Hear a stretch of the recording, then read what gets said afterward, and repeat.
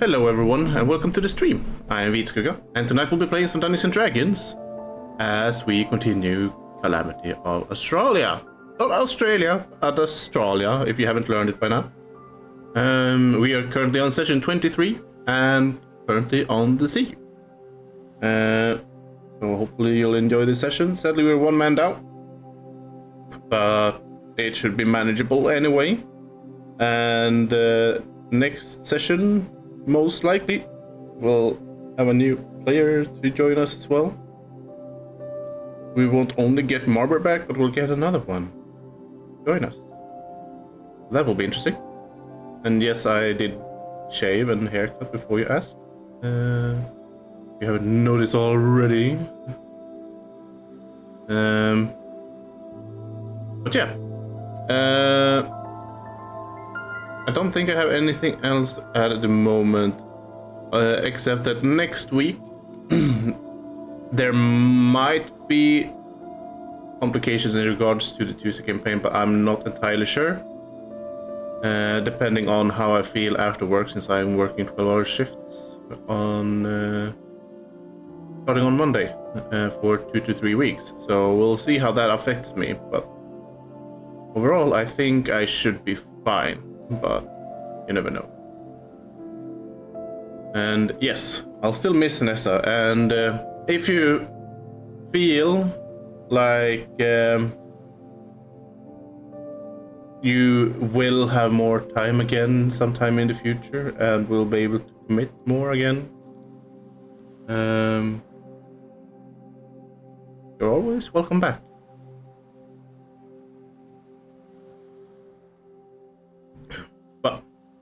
We're gonna get into tonight's session. Remember that you can spend your channel points to change the outcome of the game by giving them nat 1s, nat 20s, advantage, disadvantage. Resurrect someone who died this session and this session only. Or you might give them a magical item or a wild magic search on the next spell cast. There's a lot of things you can do. So feel free to use the channel points to put your mark on the story. You can also create NPCs, of course. So, feel free to do that as well. Other than that, the music you'll be hearing or have heard is by Kevin MacLeod from the Roll20 music pack. So, make sure to give them a look as well. You can find the music on Spotify, so make sure to check them out. They have really great D&D music, and for some reason I need to log in again because Roll20 stop it.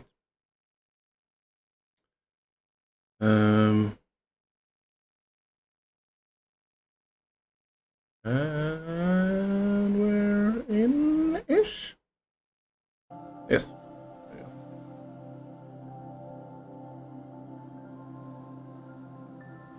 go. So, wait. Yeah, let's get in and say hi to the players. So, let's get it over. Douche. Hello, everyone. Hello. Hello. How you guys doing? You ready for some D&D? Yosh. As ready as ever be. Nice. Well, as per usual, one of the players gets to do a recap of last session, and if they do it properly, they will get a point of inspiration. And then you can use to reroll any roll during the game, or give themselves advantage or something like that. So, yeah.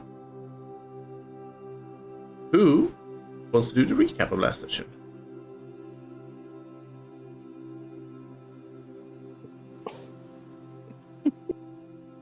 I don't remember. Well, we got on board of a boat. Yes, and we pissed off an orc. And that's about it. That sums it up. Oh, we also pissed off a noble woman. Yes. Technically 3. Or 2 noble women and 1 noble man. Well, The couple don't know anything yet. True. They will be aware. No, they won't. I'm not sure how, unless the quartermaster tells them without proof. But yeah.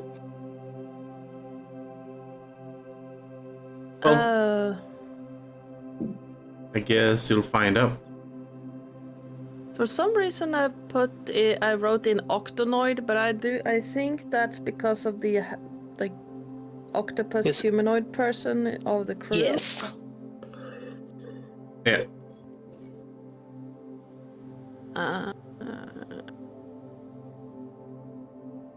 It was basically us getting on board of the boat, trying to settle in, being a little bit freaked out about the fact that this crew uses community punishment or communal punishment. Terrified that Ajira is gonna be up to her usual tricks. Annoyed when a little upstart girl starts spouting something. Well, that was Cass. Annoyed about her spouting something about machines with no machines to be found. Trying to mess with her, failing, but then she going off about a school she probably never gone to. Yeah. And Null was messing with the noble couple by locking them inside. And Rickon trying to figure out exactly who Rodrin is. Yes, that was my favourite moment of last week. Yeah, and Rodrin going off on whether or not they should actually trust any of us at all.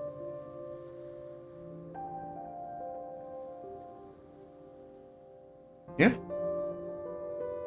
You're leaving out quite a lot of details, so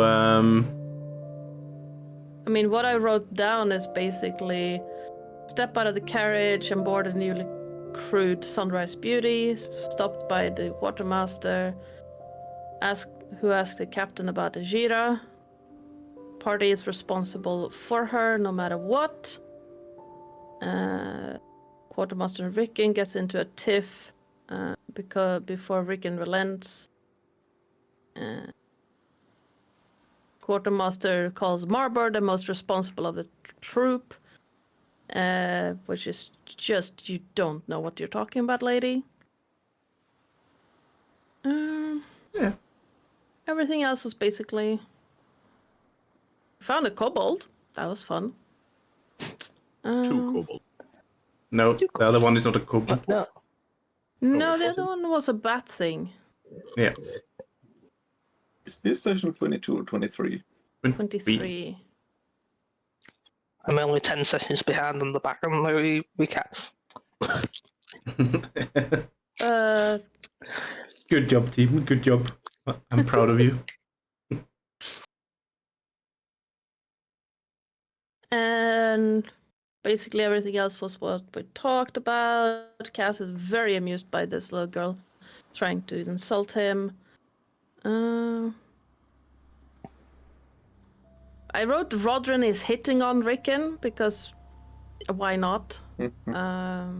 Technically. I mean, it's up to interpretation, I guess.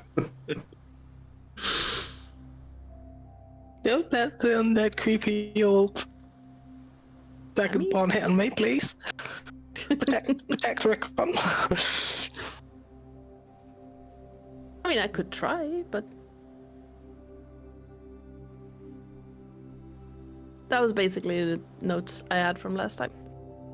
Yeah. I'll say it's roughly enough, so you can add a point of inspiration. That? Can I bounce it to someone You who doesn't can have it?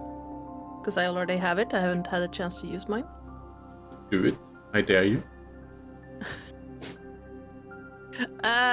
Whoever doesn't have it. I mean, Jason, if you don't have it, considering you started and I just hijacked your recap. No, I didn't start it. Who started it? Good. Well, Well, Jason did say some stuff in the beginning, so yeah. Yeah. Oh, that was loud. So yeah, if you freaking doesn't have any, you can have it. cool. Bring out chat. There we go. Where is that? Uh,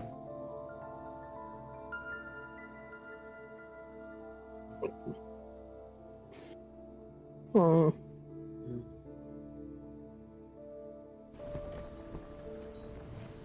So yeah. That's basically what happened last session. So, after having a rough encounter with the quartermaster,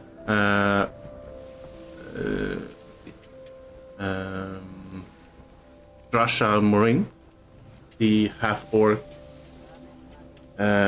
quartermaster, you managed to get on board the ship, and you had some odd encounters with some of the crew. You had an argument with the daughter of a very high noble family that you will know more about eventually. But basically, they have a finger in basically any business in Adelstoff almost, and in other places. So, Like we can. well, you I might. own Adol stuff. Suck You, my dick. you might care. You might. Yeah, they might have these pretty off. I own Adol stuff. Suck. I mean, I win. Victoria Key might be interested in knowing that one of her business partner's daughters are talking shit about the stuff she does. Maybe, but I think she has a finger inside Wickham's business. Be nice. Yes. Well, either way, Noel also decided it was a good idea to lock inside the noble couple that was arguing in the one room with the double bed that was specially reserved for them for reasons. A roar, says Lilith. Yes, roar. And you then had some close encounters with Rodrin as you tried to inquire about him, and he seemed to be observing you all as you were scheming behind Marbur's back about trying to figure out more about Rodrin and possibly exercising him. So he was obviously trying to make Marbor aware of this and possibly turn him against you all. Or at least not as friendly. If it failed. And he had some nice conversations with the crew after that, until the quartermaster found out about the couple being locked in. So, at the very end, she had a conversation with everyone on board, and she pointed out that she had ways to find out the truth, whether you were hiding it or not. And if you didn't come forward with your mischief or crime before sunrise, you might get severe punishment if we find out afterwards. So,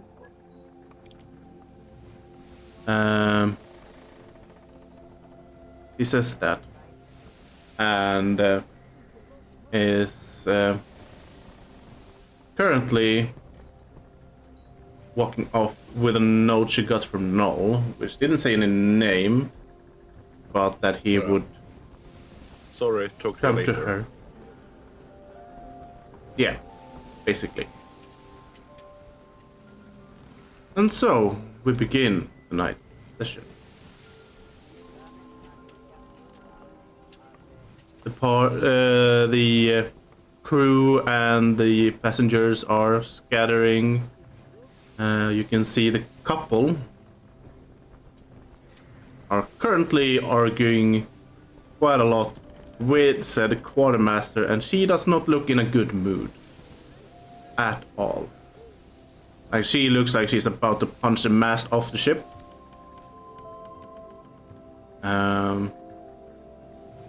But she's composing herself as much as she can. Some of the crew and the passengers are observing, while some are just going back to their own business. You can see a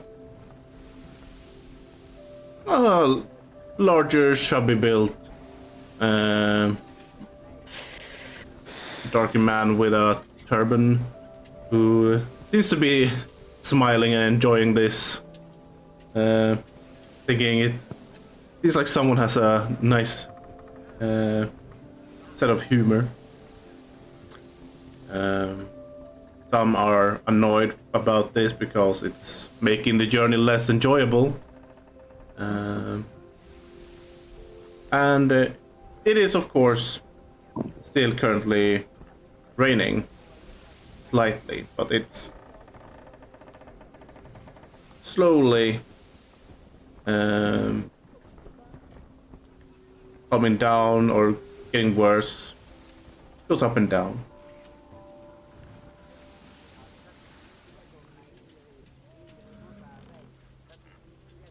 What are you guys doing? I said I would try to keep the other royal couple in line. In my notes. Well, no, I told you separately, didn't I? Yeah. And So, yeah. I kind of just go over with the umbrella that I have and put it up, and then put it up above the noble woman. And what was their names again?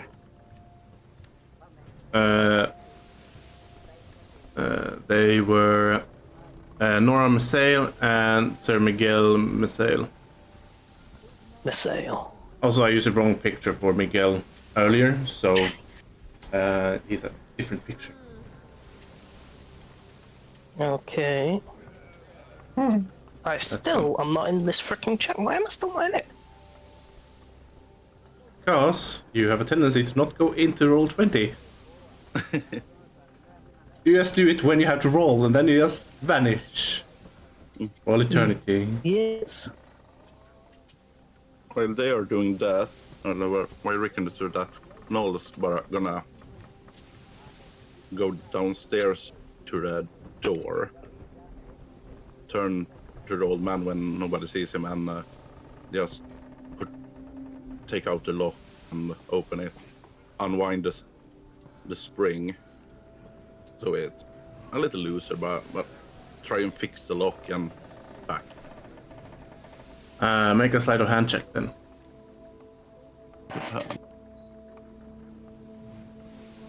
Doesn't Cassie have mending? No. No, okay. I was normally for. Oh, never mind. 25. Dude knows 25. how to fix. Dude knows how to fix a lock. So, I have both Tinker's tool and a Thieves kit. yeah. So basically, as you are very proficient in dismantling locks in different ways, be it picking them, breaking them apart, or just making them obsolete, you have your ways in reversing said damage as well, since you know a lock inside out usually. That's why you disable it with a piece of the spring, so it gets stuck. Because if it's a nice lock, you can always unwind the spring, and it still has pretty good. On a cheap lock, it's important. Yeah. So, you managed to fix the lock. Are you fixing the appearing wear and tear as well? The wear and tear was on the spring, mostly. Okay. So Yeah. I'm gonna polish on the inside end. It mostly Yeah. needs it, but it's as good as new if you don't check. 25 roll, yeah? Yeah. Yeah, so it's No, they have no pretty much evidence. good as new. So then I'm gonna afterwards, after Rick and I talked a bit, I'm gonna just walk through Quartermaster, but that's later. Alright.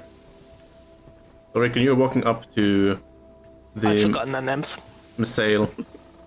No. Missile. We're on a ship with missile. Okay. A pair of missiles. And a smaller, slightly bitchier missile.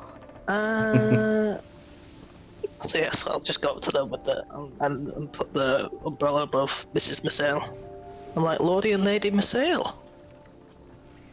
You're creating quite the scene. Is there any reasons for this? Should I know you? Look familiar, but I'm not sure if I do actually know you. My apologies. Rickon Adelstoff. Brother Yeah. of Lady Adelstoff. You I held out my hand. you can see both of their eyes widen just slightly, or like just a hint of half a second, and then he lifts his hat and makes a gentle nod towards you and says, "Ah, Lord Edelstoff, I'm surprised to see that you're both still alive and here. Last time I checked, you were not even near Edelstoff, so welcome I've been back. back for a while. Now How I'm just long heading is a out on while? real Because business again. I'm quite well informed. So if I haven't been informed yet, I have to have a talk with my informants, if you will. Oh, well, looks like you'll have to have a talk with your informants. I've been back a good few weeks. I was even in the marketplace the other day and hired a butler myself. I don't go to the marketplace as it's far beneath me, but I find your family's actions to be part of the people most admirable, although somewhat misplaced. But that is to each their own, I guess. Well, Not what can all I say? people deserve your attention. You know what I mean? I like giving people their due attention. It raises public image. It can also lower you it don't if have you public- mix it with the wrong people, or just random beggars on the streets, or commoners that can't really True. provide anything to your name. Very true. However, this hasn't seemed to have stopped my sister's imaging from skyrocketing from all the orphanages she supports. Ah, yes, she has a very One, unique way of doing things, and she's quite That is probably- lovable, yes, very lovable. and A lot of people could take note of her. yes, I do try myself, and I realize I become slightly more generous with my lesser peers. But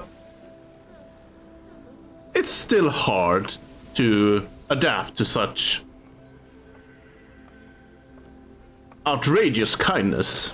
It is beyond normal humanity to be so kind.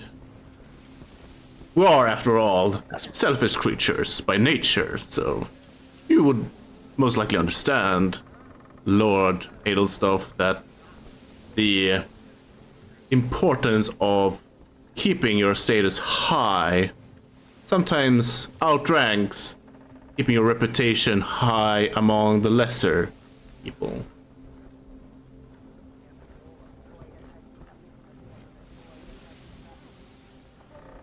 Very true.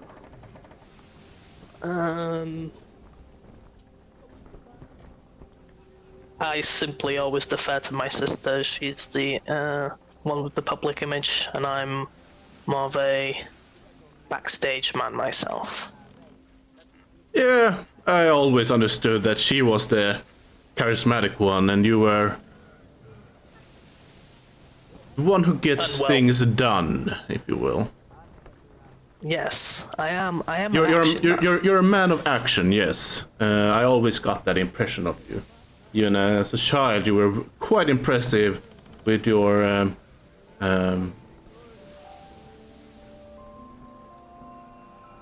let's call it training. And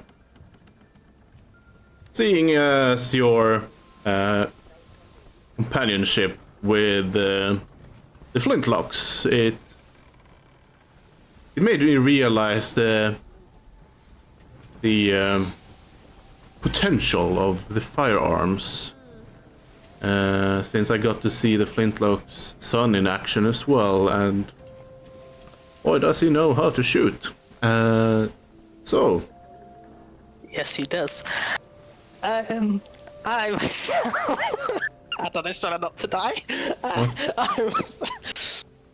actually recently acquired one of the finest pieces, and I show him the piece.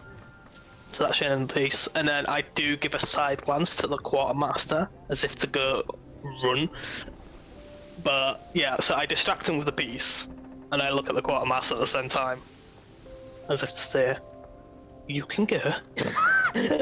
She kind of looks at you and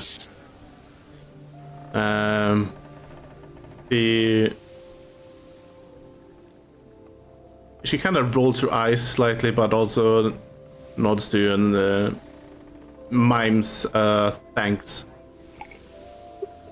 And she walks downstairs to try to fix the lock. But yeah, he's observing the gun quite a lot, and he's very impressed with it, and says, "This is probably the finest craftsmanship I've seen in many years. You must have put a lot of love and effort into this. Giving it to you must have been an honor, I'm sure." Yes, just a part of my trade. We used to be childhood friends, and unfortunately had to go away for my health. But he yes. created it while I was gone, and gave it to me upon my return. It was a very lovely gesture. I also met up with his father whilst I was back, and Miss Key, is it? Very talented woman. Oh, yes. Lady Key. I've just become business partners with her. Ah, I guess we are colleagues then in that area, since I do finance roughly 70% of all her stock, if you will. Ooh. So hopefully whoever messed with the lock in our room downstairs, it's not someone who buys items from her a lot, because if we find out who it is, we might either ban them or just give them outrageous prices to them specifically. I am sure that this lock situation will clear itself up, and there'll be no need for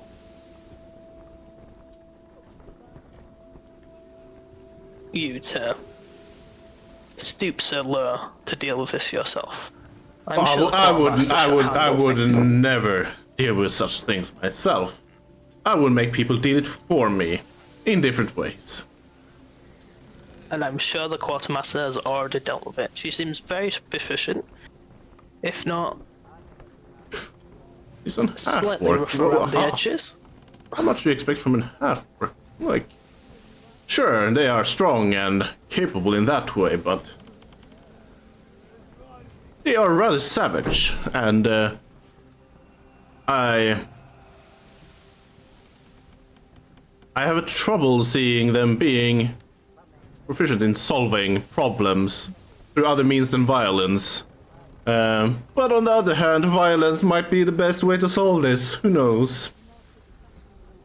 As a man of action and a soldier with a lot of experience in outside area and not just from an upper standing perspective, I'll tell you orcs are very tactically sound individuals. Despite the reputation, they know Yes. how to deal with things. Yeah, tactical they may be, because So- they are pretty good in war. They are very proficient soldiers and very good generals, but in general speaking, pun intended, they are not quite as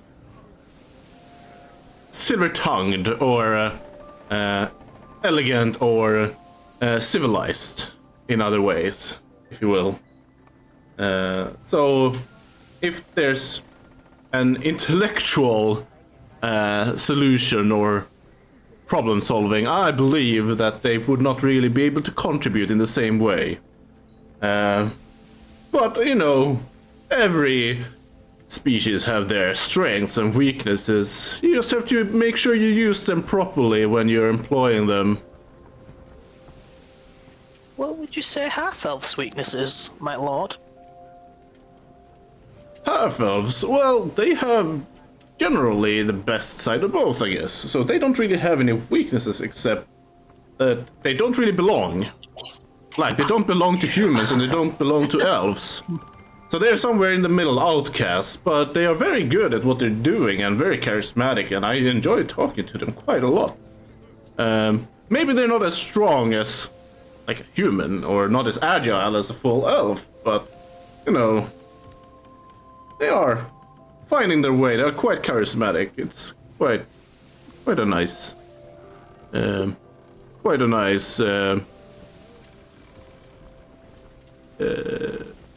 being to talk to, if you will. Right, well, if you ever want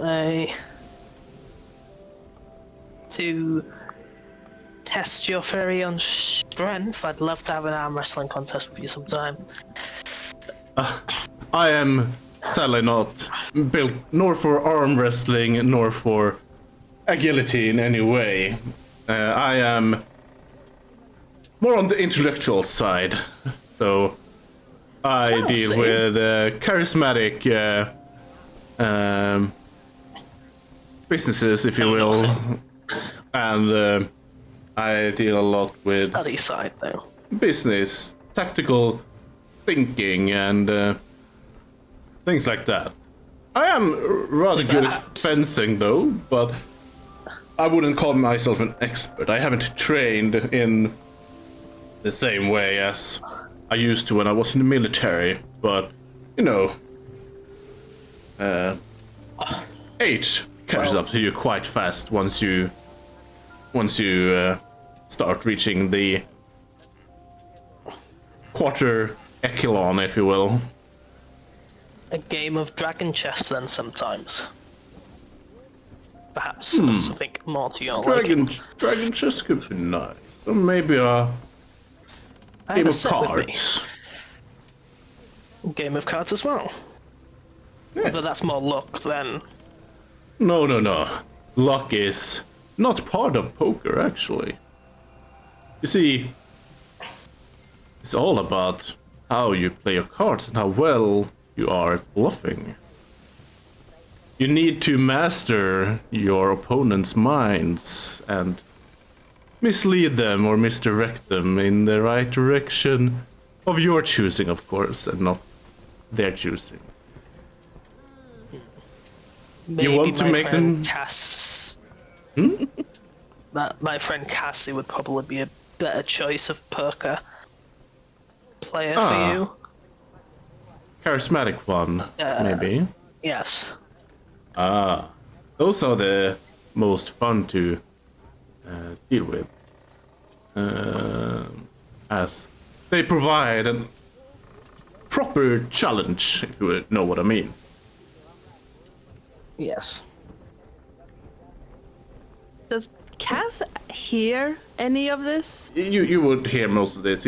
They are not talking quietly by any means. Like there's Okay. normal conversation volume, and I mean, I think at this point, Cass would Rickon's walk. fist is behind his back, clenched, and it is white.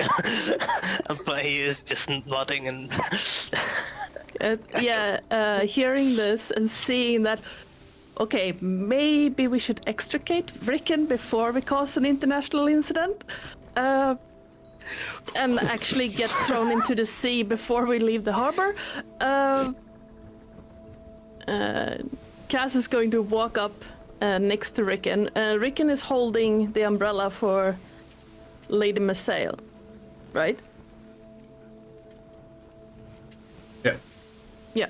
So then Cass would just, because he also has one, so this is going to look pretty ridiculous, but he's going to flip it open, and then in a gesture that looks like it's dusting Rickon off a little bit, he's going to cast Prestidigitation, just dry everything off, but also just, nope, calm down.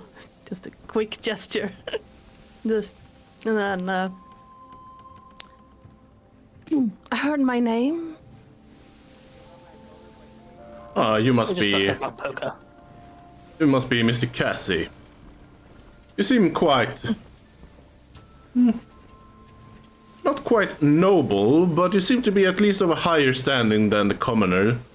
But I also hear you're quite charismatic, so maybe you just haven't gotten into the right circles quite yet.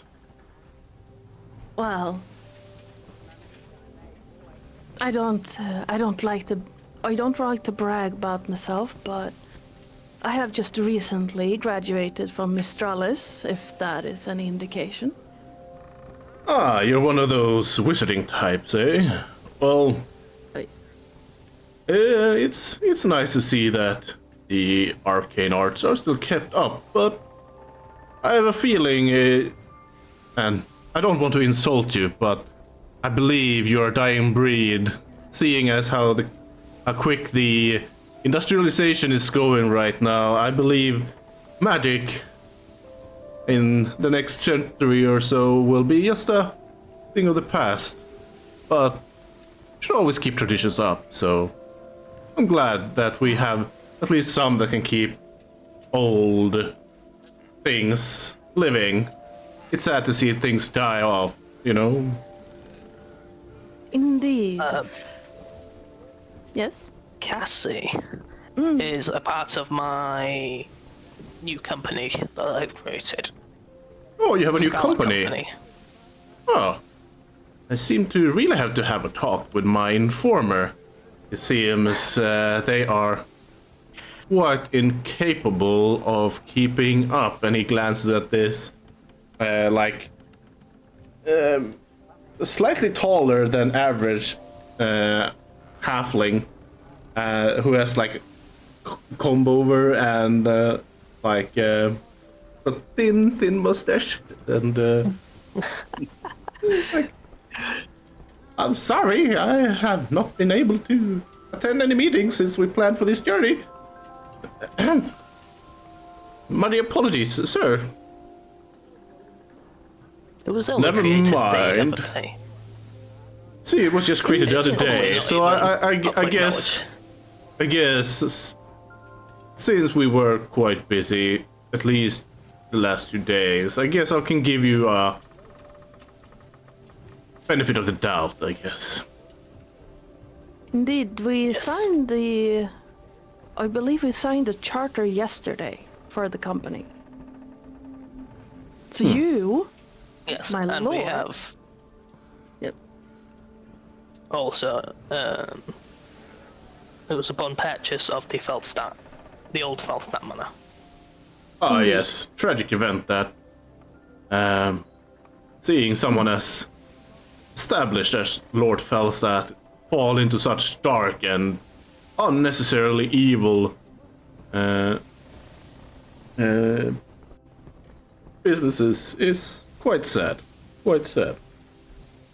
But seeing as he had Raxulian heritage, it is no surprise, like they are all probably just pure evil beings, all of them, but you know, I have to make a face, I guess, or an image that I trust them, but you know, never trust Raxulian, you know. They are just snakes, all of them, pure snakes. I have actually not. I don't think I've met a Vexvillian Same. other than Lord Oh. Felstadt. So I can't say anything. Well, Lord Felstadt was Alrighty. quite established. My mother had a different take on it. Though that could be proximity to other things. She said never trust someone who does not lie. That But is trust somebody who does not lie. that is quite a odd statement, but also a very true statement. Because if they lie, you know that you can't trust them, so that's why you trust that they are not trustable. While someone who doesn't lie, you never know if they are lying. And no, I'd had to hate to contradict you, my lord, but her reasoning was that they will always work around the truth to deceive you. That too. But they are not Yeah, because, lying. like- Plus, also, they can't really keep secrets. If they are honest all the time, eventually they are bound to tell secrets that you don't want to get out. And that would also be quite a sad endeavor to deal with. Indeed. Luckily, I Now- don't really have any secrets hiding from the public. Although I don't really share all of them, but, you know. Obviously, I can see that you have at least one, my lord. Oh, what is that? The beard care routine. Oh, the beer character. It's a compliment. He's complimenting. Oh. He's saying your beard's really nice. Oh, yes, thank you, thank you. Yeah, I'm not fooling anyone with that. That's quite impossible. As I'm very keen on looking the best I can. Particularly in my age, when everything else falls asunder, you must at least keep whatever you can in good shape. I agree, totally. On the note of keeping things in shape, am I the only one finding it absolutely criminal that we have left a fine lady standing in the cold for far too long? Ah, she'll be fine. She's used to being more of a background figure. She's more of a lady who spends her time gossiping with other ladies. Aren't you, dear? And she says, yes, she nods slightly and says, I am what you call the perfect wife, I guess, and don't really get into the businesses of my husband's dealings. I don't want to interrupt or anything like that. As long as he is taking care of me and paying for my things and, you know, making sure my servants are up to date and everything like that, I'm totally fine with being in the background. Nothing weird about that. That's how a true lady should be, after all, shouldn't they? She is the thing. Huh? You cut off a little bit? She is the mastermind behind everything. Probably, yeah, Probably, probably. Yeah, well, yeah, it's just like, well, I'm old, so I'm going back back below deck so I can keep up to date with my studies and prepare for the trip ahead. Yes. Be careful with what you eat, by the way. The chef seems rather hairy. Wouldn't want to choke on a hairball now, would we? No, But I'm sure he has a full body hairnet. last time I checked, no. I guess we'll have to make do. Such beings are not common, and highly doubt his competence, but you never know. There's always hidden skills in the most unrefined pieces of dirt sometimes. I mean, dig enough into the dirt and you'll find a diamond eventually. Yes, absolutely, my lord. Cassie, shall we retire downstairs? Probably for the better. Enjoy your journey, my lord. It was a pleasure to talk to you, and you certainly lifted up my spirits a bit, so I feel less aggravated about this incident about Locke, so I might as well just actually enjoy the view for once before it gets too dark. Yes. And you'll be able to retire to your dorm and have a nice rest. Yes. If only there was a way to let people not born with such gifts enjoy the views like we do, Rickon. Hinting at us having dark vision and him being human. Yeah, that's true, that's true. We do have very good vision. In the And meantime, I'll just walk off. Yep. In the meantime, Belica, what are you doing? Well, last time he went downstairs the ship, Yeah. and what was happening? Something with a noble lady. Yes, Cass Oh, yeah, suggested yeah. that the noble lady would like badgers. Ah, yes. Well, did she mention it to Beligar? Yeah, they literally said, there's someone down there who likes honey badgers a lot. So you were like, yeah, let's go down and show them to them and introduce them. Oh, yeah. So Beligar, with Stoffel in tow, is going to walk towards the lady and see if he can find her. You do find her in the sleeping quarters, and the moment you enter with Stoffel, you hear, "What is that thing? Keep that thing away from me! What the hell is that?" I thought you liked him. Liked him?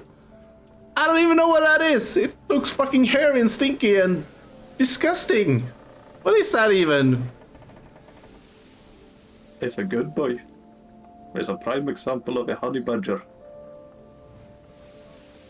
Well, honey, please keep that far away from me as possible. Thank you.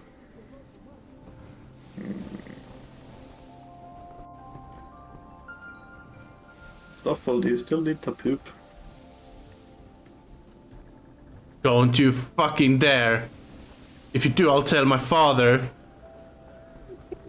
And my father has a lot of power in the city. Trust me, your honey bat or whatever the fuck that is will definitely be put down permanently. Stoffel, lick her face. Ah, keep that away from me! Idea. Good boy. Now we can go. Wasted time this was. You destroyed my Yeah, but you dress! You foul beast! Can't ruin something that's already garbage. Audacity! Just wait until my father hears about this.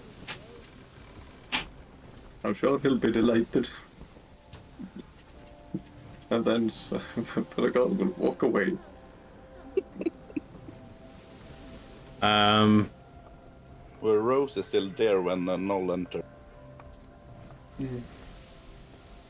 not at the time. You would see her in the cooking quarters. But she basically came back quite fast. So the moment you get down, she just arrived basically. In that case, well, I'm gonna fix the lock, but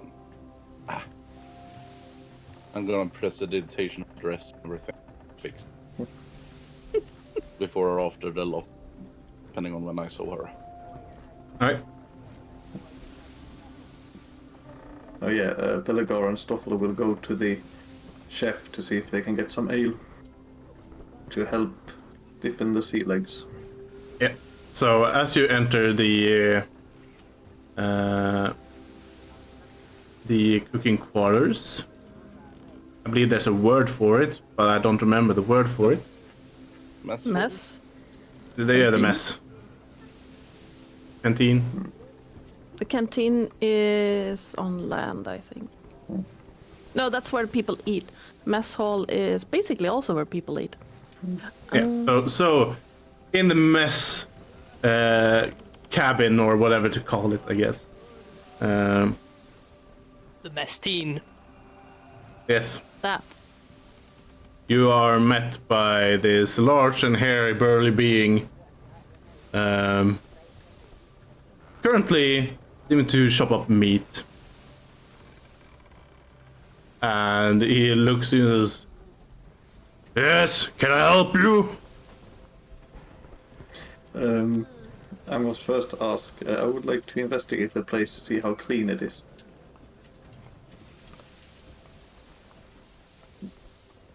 If it wasn't clean, I'd probably kill myself.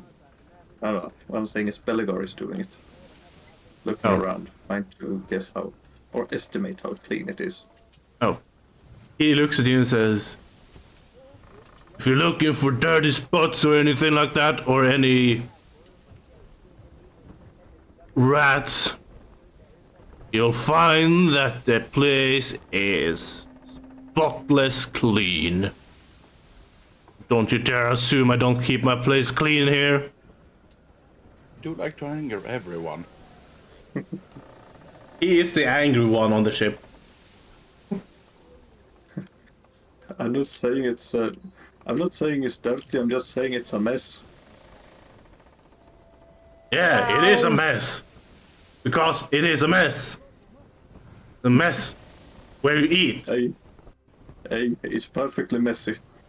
No, It's not messy, can I it's just a mess. No, can I bug you for an ale? Was that a pun on bugbear? Because it was not funny. I know it's more than you can bear. Alright, if you don't give up those puns, I'm gonna throw you in the stew. Dwarf. If you do that, I'll just sit there and stew for a moment. Suddenly, dwarves Alright. do fly. Rangers. You are kind of funny, but in an annoying way. So, if you don't stop, I'll turn you into a dwarf shish kebab. Now, if you want ale, why should I help you if you're just mocking me? Boom, you got a boyfriend, Belgar. He wants to turn you into a shish kebab. Oh, come on, I think you're a decent chef no matter how you slice it. That's the words of someone who doesn't know culinary skills. How you cut it can make all the difference in how the meat taste, or how the vegetables taste, or how they are cooked or prepared. Cutting them in the wrong way can make a disaster of a meal. Trust me. Ever tried a blowfish? Now that is all about how you're cutting the fish. If you don't cut it properly, you'll die a most painful death. Even more painful than my cleavers. I'll believe you. But the point still stands. Have you got any ale? I do.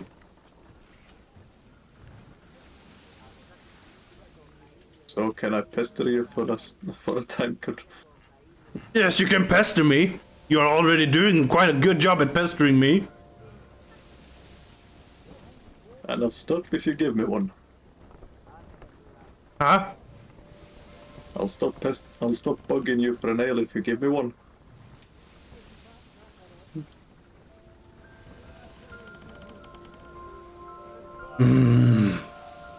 Sure, I'll give you a pint. And he takes a tiny teacup and pours up some ale and says, "Here, here's a pint in dwarf size." I suppose I can do with the hair of the dog. And he sweeps it. Now, since you're at least not a pussy and just runs away once you see me, like that little noble bitch, I guess you deserve an actual pint of ale. But if you keep fucking mucking around and fucking around to try and find out what happens next, I will not hold back. But I kinda like your guts. Not in the eating way, but we could always find that out if we keep messing around. Everything is edible in my ship. Except the cargo. Depends. If you're hungry enough, anything fits in the stomach, right? And Billigar's going to look at Stoffel and say, "Aye." Ah, yes, I see you've brought emergency provisions. That's always nice when you're out at sea. But for now we have food at least, so you don't have to worry about your little pet. But should we run out of food, I see at least someone is thinking ahead. Stoffel, scream. And what is the save of that again? It's a wisdom save, right? It's a...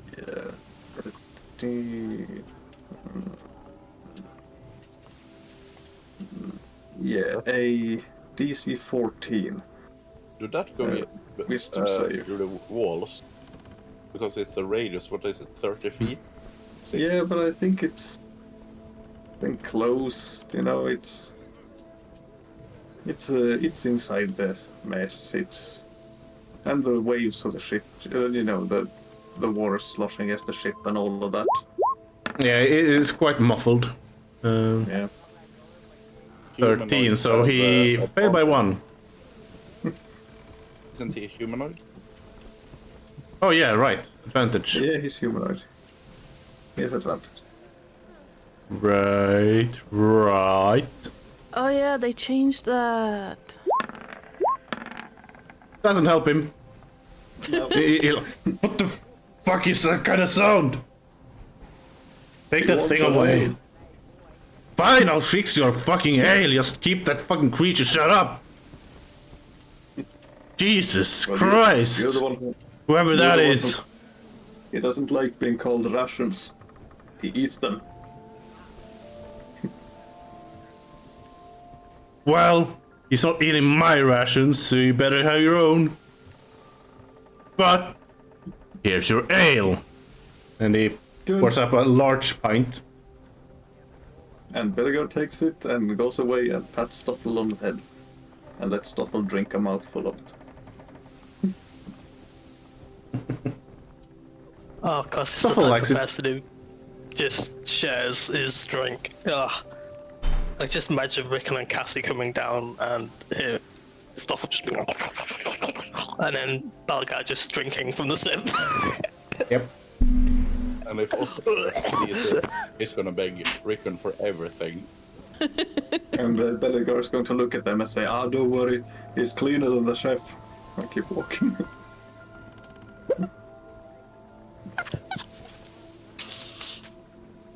What did you just say?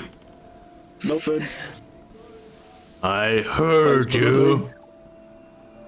Oh, Make a dexterity saving throw, please.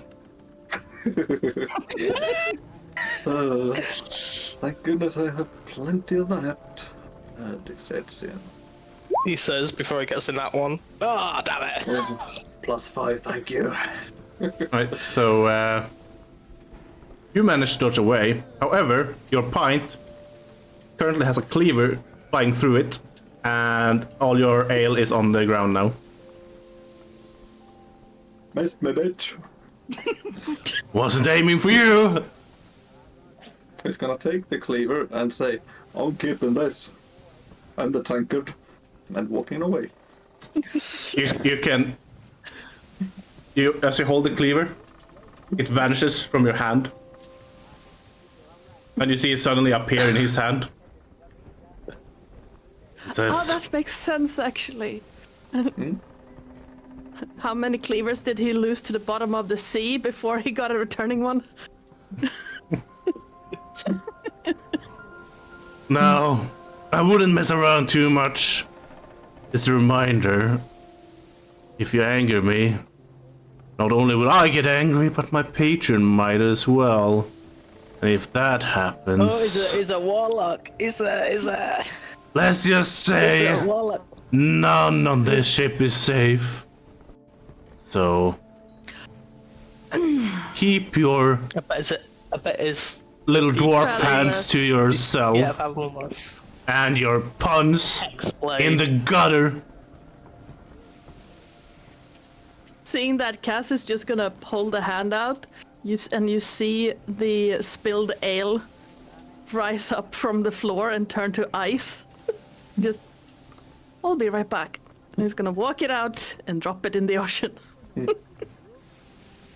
Before coming back down again.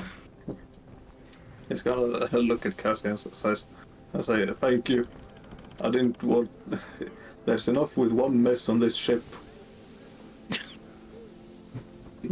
Keep walking.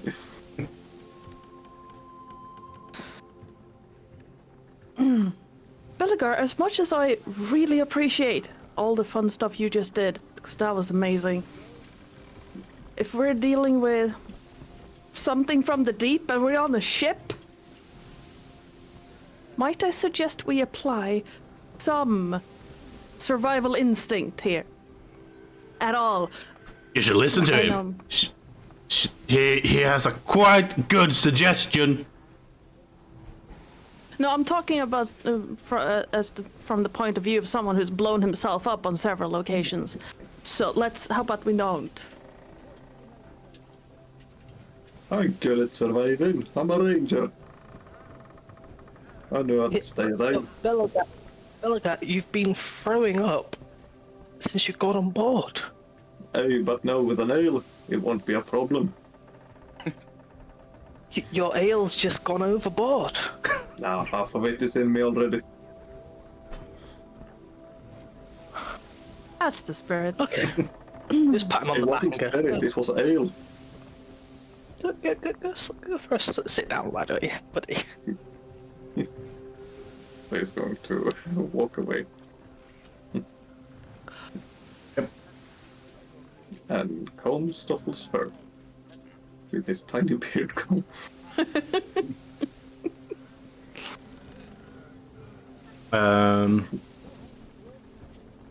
No. As you're having fixed the lock, you see the quartermaster come in, and are you standing by the lock or are you moving away from... If I had fixed the lock, I was on my way out to meet her. So probably meet her when. So you meet her at the door then? Yeah. Haven't seen you on board, but you look familiar to one of the descriptions. May I assume that you are Null? Yes, ma'am. Sorry, ma'am. Lock is fixed, ma'am.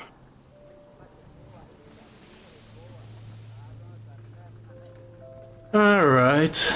So you're the little sneaky... Someone was yelled off the bedroom, ma'am. The lock is as good as new, ma'am. So you fix the lock. Now... Never make a mess. Fixed. You... Can you then fix the fucking nobles being pissy in my ear all fucking day?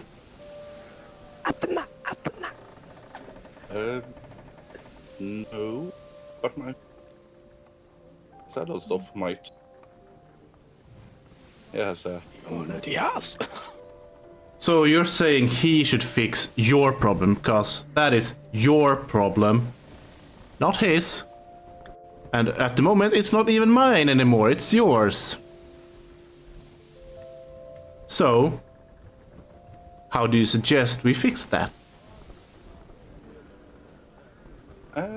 Can't we just tell them someone was jealous of their bedroom and the locker? I mean, I could, but they would probably demand me throwing you overboard, which I do find like a quite suitable punishment.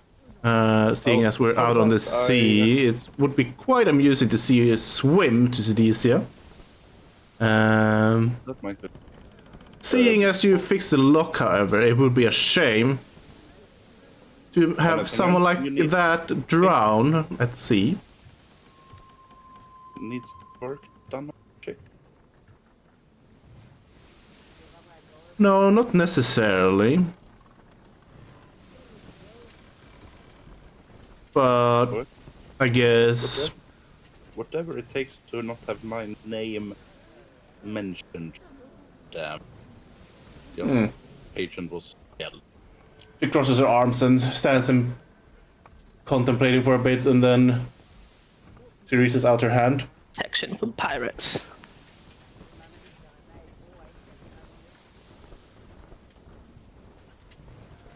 How much Oh, is it just a worth to bribe. you? I don't have. I have one. If it's due to them to not do anything, but I'm gonna pull out a little ruby and lock in her hand. And how much is that one worth? 30. A what? You're giving her a what? Ruby? Ruby. A ruby. Yeah, that's pretty good now. That's like a year's worth. That's like several years worth of wage. She takes the ruby and looks at it. Takes out this small eyeglass and looks at it. I think she just has one ready, like She chews at it. takes out a mini scale, puts it on, wears it with some gold. Nope. She doesn't have that much, but Yeah. Previous owner was a nobleman. Wait, is this one of the stuff we got from Felstad? Yeah. This is Felstad's time. so who did you rob this of then? No. Being as you can break into locks, I assume you also stole this one. No. You heard about well, you're on the ship, you know about the undead. Aye. The mastermind's former house. So you robbed it from the mastermind of the undead plague then? We had permission to investigate and take anything we wanted from the house, and now we own the house with everything on it. Ah, so you repositioned it. Yes. Yeah, the legal way. I see, I see. I don't feel I might do what's it called? Mischief, but I don't steal. Oh. That is quite curious, seeing the skills of your... the skills and talents you have. It's quite surprising that you're not stealing. Yeah, no, never stealing. Mischief and loot the bad guys, but never steal. I kinda like you. There is Especially if you're angering the nobles. It was quite funny at first, but after like 5 seconds it started to get really fucking annoying, so... sorry. I'll take this as a reimbursement for psychic damage caused to my ears. And for manipulating the lock. So... You shouldn't use the 52 model. You should use a modified 55 with an extra shield. Then that way you can get inside the lock mechanism under the key can. Well... we can't afford Model 55. You realize that that's probably 150 gold more expensive than this one that was worth exactly just 30 gold pieces. I know. I helped sign the 55 after the 54th. Alright, well... they use this training tool. Well, I guess some are born into finer areas. You don't have to shove it in my face, you know? No. We had to... After we broke it, we had to put it back together. Because the next one was gonna use it. Oh, boo-hoo. You have to break a really expensive lock and put it back together. That sounds like... noble, or at least something very expensive. You were probably born... somewhere very high, I assume. We haven't. Dragon's nest. Yeah. Yeah. Kinda. Well, Government work, Oh. mostly. I'll accept this. But please don't cause any more troubles with the nobles. As No more trouble from me. they control most of the businesses in town, which means if you cause them a negative reputation towards us, then we will be affected in any business we deal with, since we are transporting a lot of their goods. A lot Yes, ma'am. of their goods. Yes, ma'am. Good. Nice that we have an understanding, and she pockets the ruby. Yes.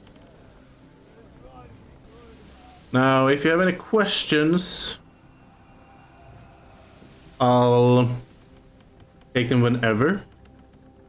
But I will not tell anyone your name. I will just say whoever was the culprit has been thrown overboard. Thank you, ma'am. Alright.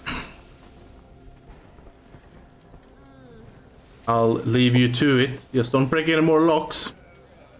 No, ma'am. He walks away. Do we meet up with her?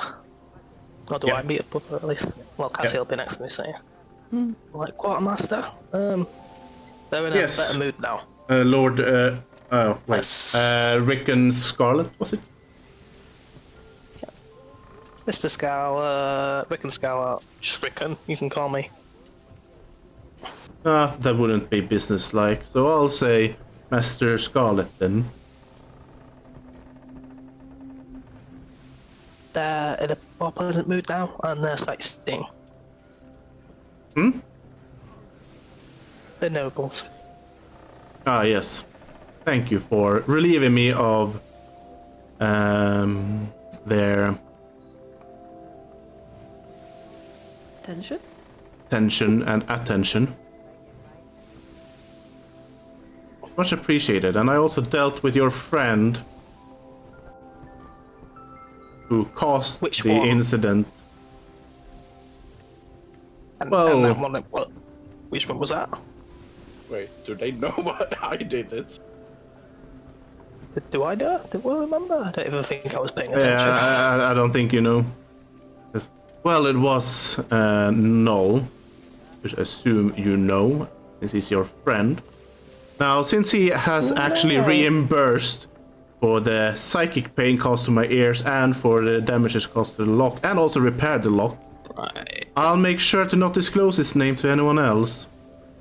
But please, if you are the one in charge of your little group, company, please keep your people in check and not have them cause any troubles with especially my crew, but also please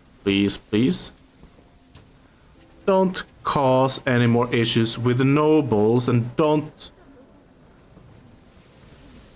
send honey badgers on them either.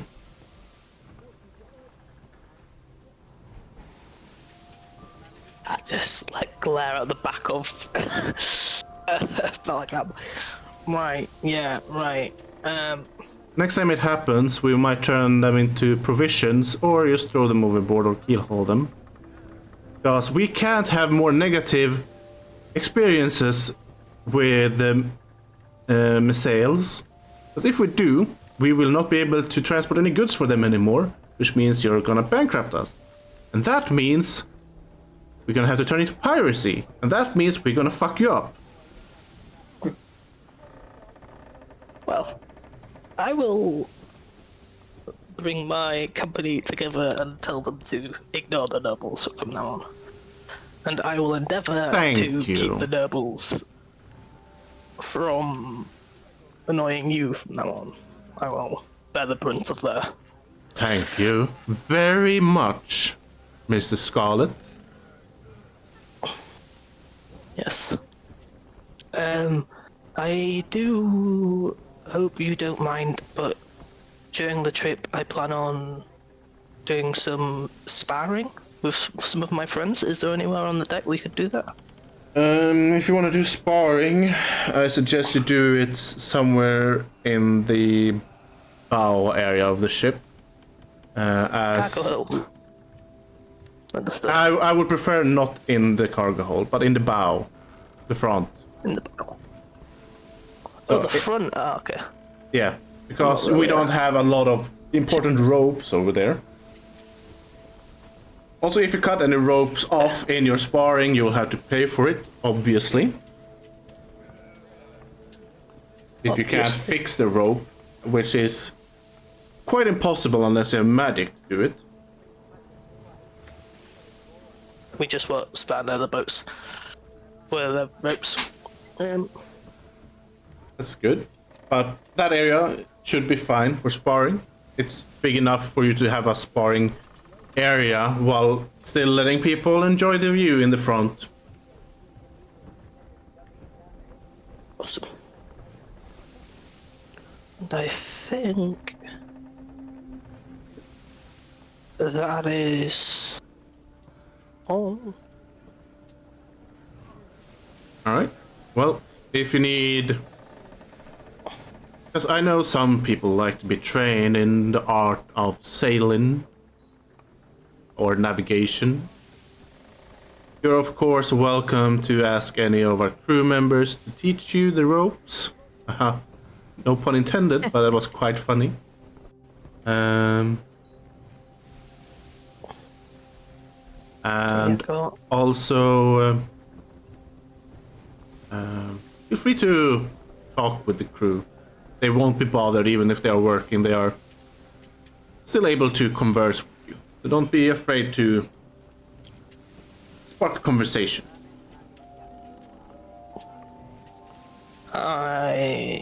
I'll try to make a good rapport with the crew. Alright. Also, I And was we can all told do that by... also. We can all Um, also do that throughout the week, so you'll talk to a new crew member, like, whatever you can. Yep. just a few minutes, maybe he'll sit with them at lunch, or Yeah. he'll go out of his way to get on good terms with them, so that if there's a battle or something, they will more likely just, Yeah. help it. Yes. Well, I was also told by your uncle that if this trip goes well, we are gonna do our best to serve you guys in the future as well. So, just to let you know, when we arrive, we will be there for 2 days. Then we will be back. And we'll be gone for 4 weeks before we return to Silesia. So if you're done within 4 weeks to possibly 5 weeks afterwards, we might be able to take you back. Okay. Hopefully it won't take more than a month. We're hoping our business won't take us more than a month. Well, either way, we'll probably be around. I've heard of, there's a plague in Silesia, so just make sure you don't take any new crew on there that might look a bit We are. sickly. If you've got a cleric on board, We do have. I'd have them check anybody over thoroughly. You don't want this disease on your ship, as seen by the last crew who owned this ship. Which is why we have so tight security. Which is why I checked everyone that came aboard properly. Which is why I also kind of mocked you, because you're a lord. But, you know. Hey, she's running a tight ship. Yes. Quite literally. And it's a good one. Nice pun, Mr. Dwarf.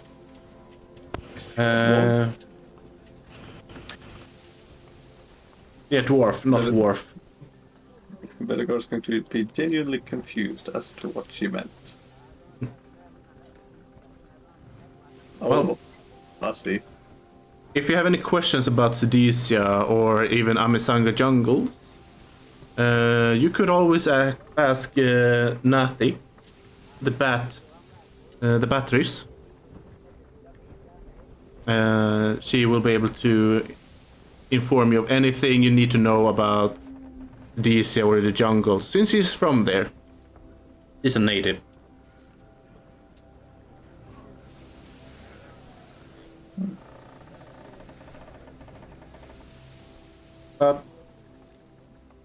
Now, enjoy your journey. There we go. Maybe you should talk to a Belagar, because you are a ranger of the group. You're gonna have to know about the land when we get there. Sounds good. Come on, Stoffel. Let's see the bat. Didn't even. You've got a week to talk to her. Just letting you know. No, he's already heading off. Oh, okay then. Yeah, as good as my plan to tell him to behave. Okay, yeah. I'll tell everyone tonight before we go to bed. Oh, a lot can happen between now and then.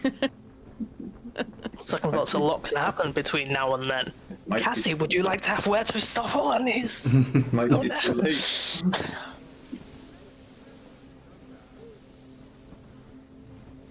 Raining, Rickon. Yes, but you've already caused problems, Cassie, and I'm the only one who hasn't. Well, you did. Anger the court arrived. That was bad. Cass gonna grab the umbrella, tap it on his shoulder to shake up off excess water, and walk outside, following Belagar. And you, no, you put your freaking spy skills to work and keep Mabor on his toes. And remember, walk us. Gonna go to bed. Good stuff.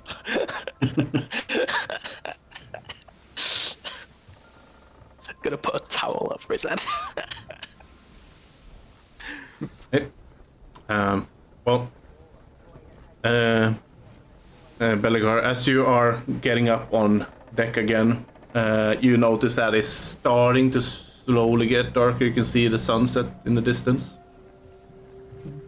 And you can see the female batteries. Nathi is sitting on one of the railings, gazing at the sunrise.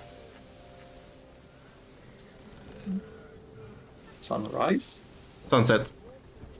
I was a bit confused there. Yeah, it got a bit up and down, you know. The Like a sun ladder. At the sunset. Yep. Well, so he's going to approach the bat and say, "Hello there. I heard you know quite a lot of Sudecia."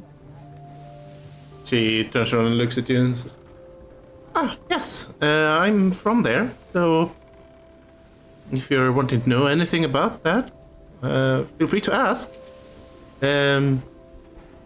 I am from the Amasanga jungles, but I spent, I guess, 5 years in Sudecia as well. Not many pleasant years, but it was years." So anything in particular I should know? Don't break any laws. Sounds good. If you do, you'll probably be killed, or lose a hand, tortured and then killed. And it's only very small crimes that will end you in prison, and you will end up there in a long time. Or if they think you are very useful, you might become a slave. Slavery is very common. Especially my species are very common as slaves, sadly.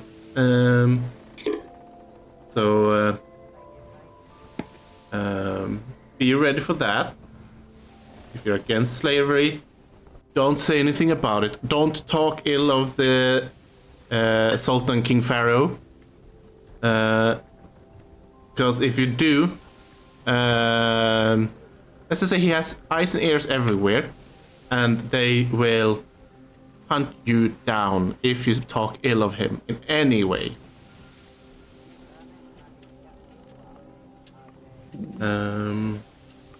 Also, I don't know what kind of people you are, if you're like underground people, sneaky and stuff, or if you're proper citizens. I won't judge you either way. But if you're proper citizens, there's a lot of nice things in the city.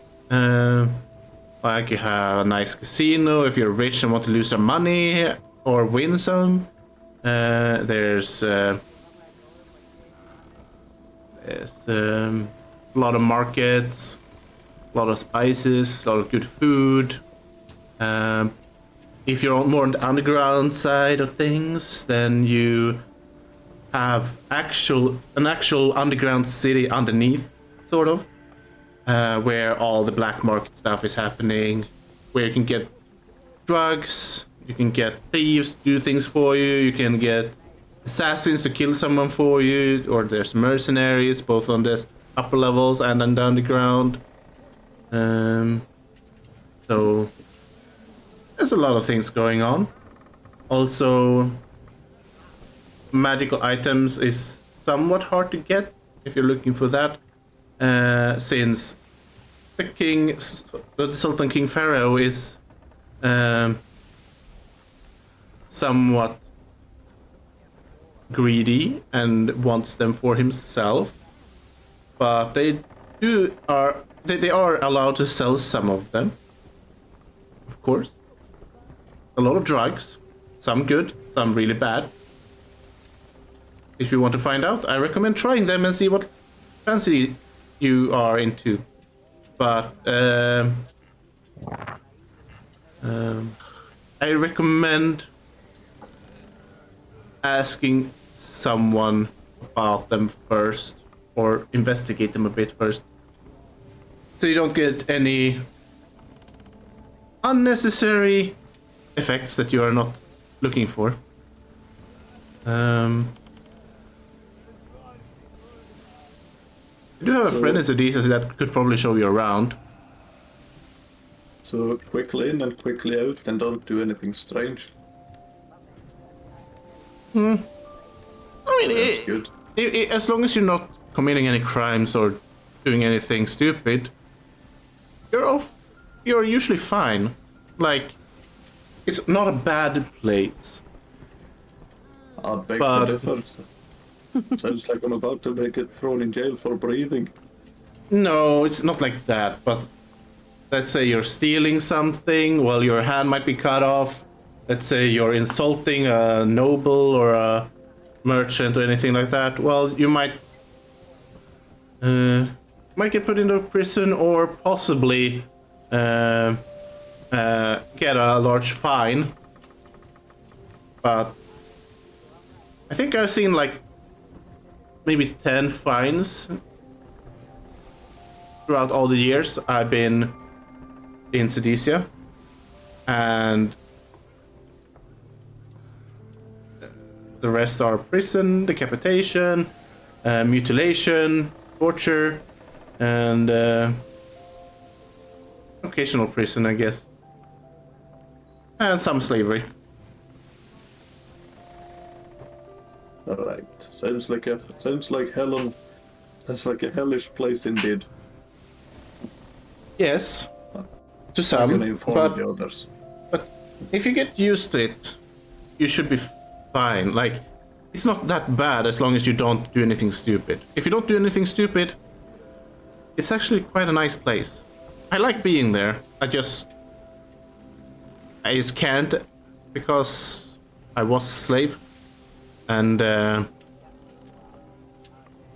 well, I don't want to be captured and become a slave again. So when I'm there for short moments, and basically just spend my time with my best friend. That doesn't sound like a nice place to be. Well, the place is nice. It's just some of the people aren't. It's not that bad. As long as you stay out of trouble. And my species are, like, there are some that are not slaves there, but like, my species are quite popular for slavery, and thus we have a bit more issues. And if we are free batteries in the city, there's always people that's gonna try and find a way to make us slaves.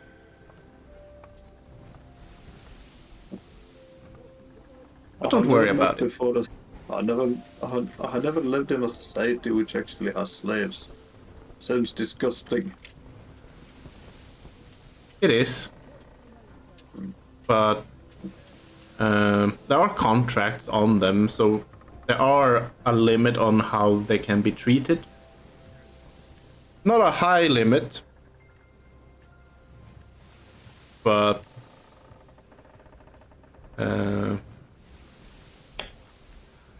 yeah. I think this is normal people, or whatever you do.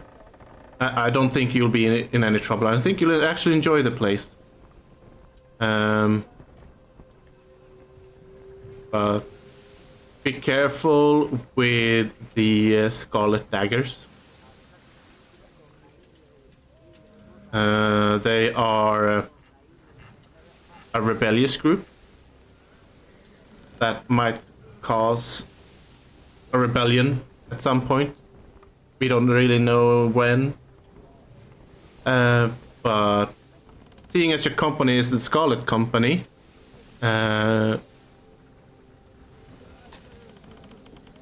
it could be some misunderstandings.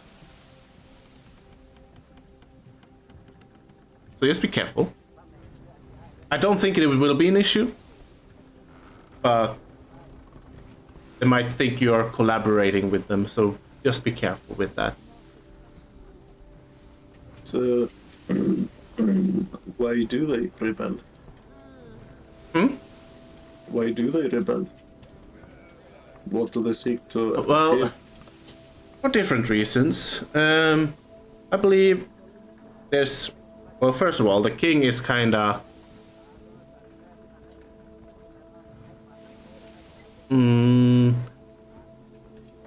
fear-mongering in a way. Like, respect him or fear him. There's some that love him, some that hate him. But he's kind of strict and, in some regards, cruel. And he's very... he has a lot of slaves. And some of those slaves that might have run away are part of the rebellion, probably. And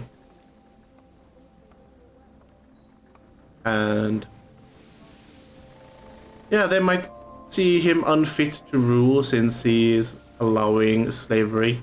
Although slavery has been in the city for like probably thousands of years, so it's nothing new. We're used to it. But they are probably gonna try and dethrone him and abolish slavery. I'm not sure if that will be a good effect or not, since I'm not sure people know how to live their lives without slaves at the moment. Like it's like living without soap at the moment.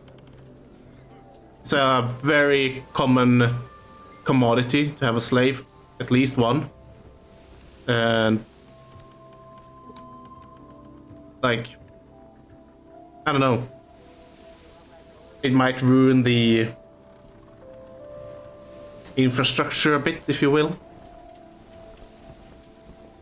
But I think it's a good thing if they manage to abolish slavery. It would be nice. And I'm trying my hardest to free any brethren or sisters of my people. But it's hard.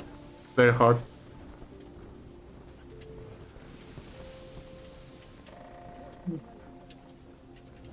But yeah, I'm not gonna say you should work with them or anything like that, but if you do, I give you thumbs up.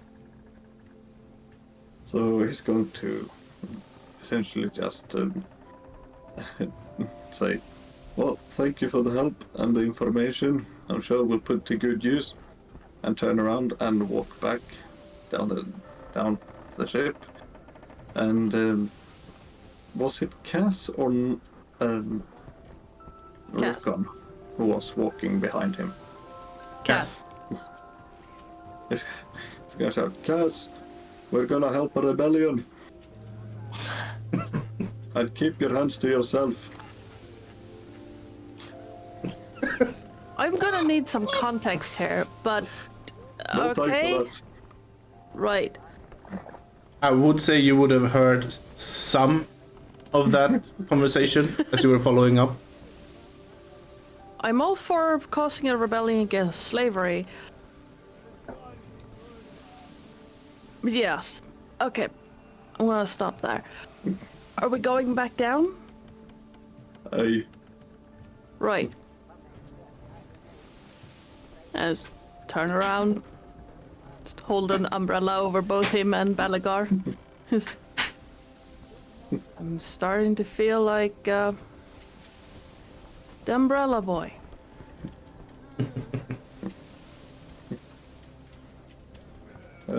So when they walk down to the ship, do we see Null? Yeah. You, Null. We're gonna help a rebellion and keep your hands to yourself. I know what you do on your spare time, you shifty bugger.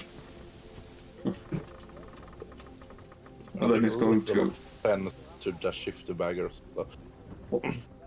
And then he's going to proceed to essentially inform everyone of the current situation, about the extreme punishments and slavery and crime and all of that. Yeah. So be prepared for a good culture shock. You notice that some people are looking in your direction, by the way, as you're saying the things. He's going to look at them and say, "Aye, same goes for you, no stealing."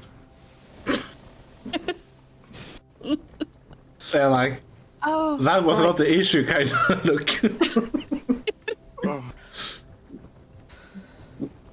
All right. Really saying that stuff and everything, but well, away and taking a bit to eat. I don't with you right now.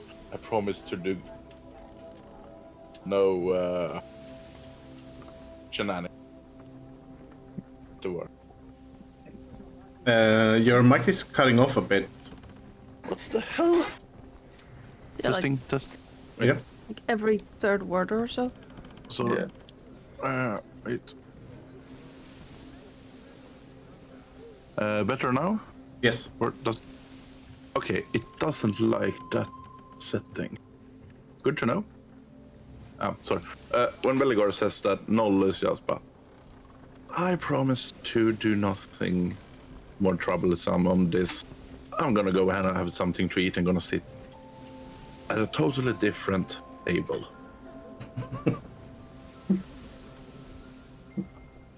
Probably with Morbor. Ah, shucks, I need to tell him too. "Hey, Marlborough!" He's going to go find Marlborough. Yes, yes. I heard it all. I was standing here, actually having a conversation with her while you were speaking to her. So, I heard it all. Thank you for informing me, but we should probably have a proper discussion later on when we're getting closer, whether we should do this or not. Right, Rodrin? Yes. I told him we should have a conversation about it. Yes. I did tell him. Now, where's my tea? And in private. Yeah, yes. In private, yes. Yes. Good. He's going to say, "Right, I'll leave you to it." Marlborough, throw it in, and then walk away.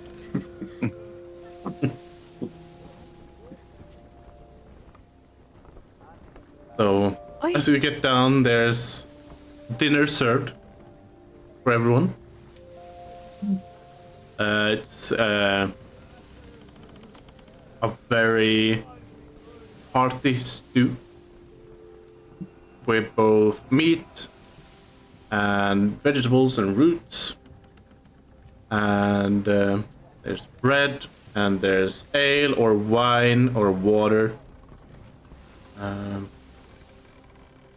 And there's also some fruit as well served. Just to not get any lack of vitamin. Yes. Cass is going to break some pieces off and give to Sapphire, who he's gonna let down on the table. Let her run as she wants. Yeah. He doesn't run a lot, but he's enjoying some of the food. I imagine she was under his collar the whole time because lizards and rain don't Yep. really mix. Nope. Are you guys doing anything for the rest of the evening? Yes, one thing called preparation. So I believe I'm carrying an empty water skin. Yeah, I'm going to fill it with ale. All right. So how much? 4 pints of liquid. Holy fuck. That's a lot of ale. Yeah. Yeah. And all has one with the rum Yeah. that he and Belligar has drunk from once. Oh, a pint is half a liter. Holy fuck. Yeah. But yeah. Anything else during the evening? Yeah, Cass would find a quiet corner somewhere near their stuff. Bring out his spell book and the scroll of Crown of Madness, and Yeah. start copying it into, because it's a level 2, so he can actually learn it already. Yeah. So he's going to just take the 2 hours it will take, because enchantment spell, and copy it into his spellbook. Yep. Well, as the evening goes on, only getting late, you can hear the waves hitting the ship occasionally. You can hear some conversations among the passengers, and the crew seems to be diligently working, and you can see some going to rest early, as to being able to get up somewhere during the night to take the next shift. So they're kind of switching around a little bit. And yeah, it's a nice evening. You all get a long rest. And time moves forward. As we're gonna jump forward 1 week. So during this week, you all have been attempting to do different things.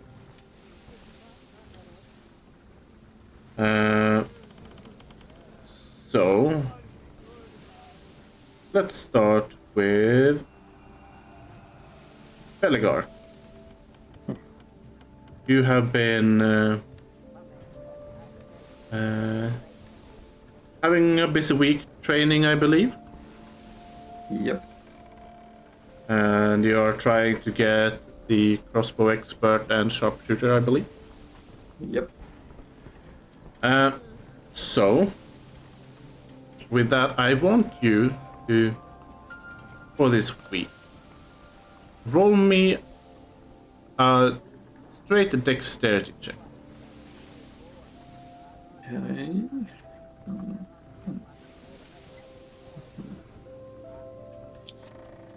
Look.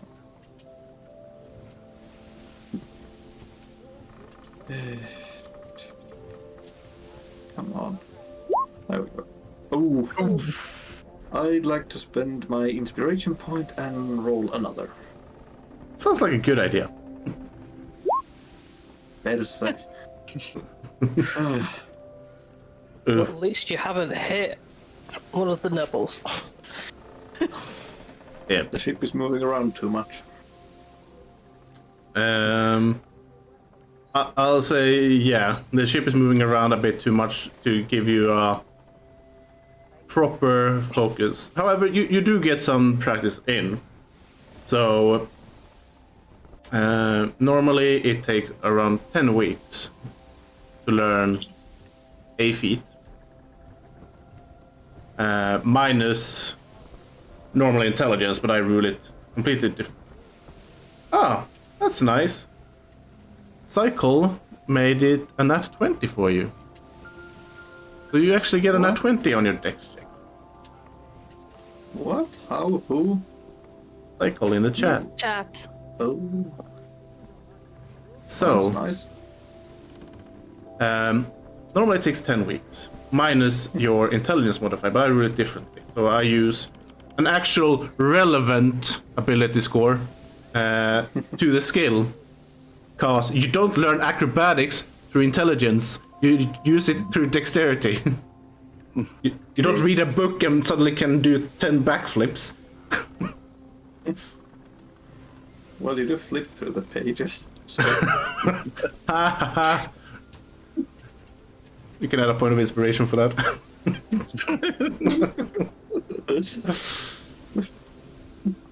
You never played The Sims? I did, and I don't agree with it. Okay. But yeah, so so it takes 10 weeks, and how many weeks have I practiced then? well, you've been practicing for a week now, Yeah. and it is 10 minus your dexterity modifier, so that makes 7 weeks for you. Okay. Now it's been 1 week, so you've been practicing for 1 week. So that makes it 6. But because Cycle was nice enough to give you a nat 20 on that, roll me a d7. All right.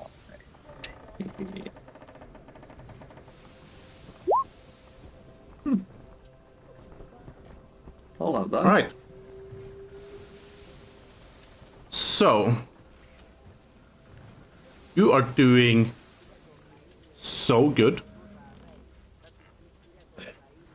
during this week that you can add the crossbow expert feat to your sheet. What? Damn. Boy, that was quick.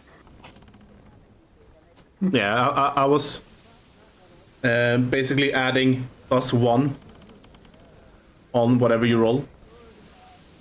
Thank you, Cycle. So, Cycle, you gave him a feat. That is very kind of you.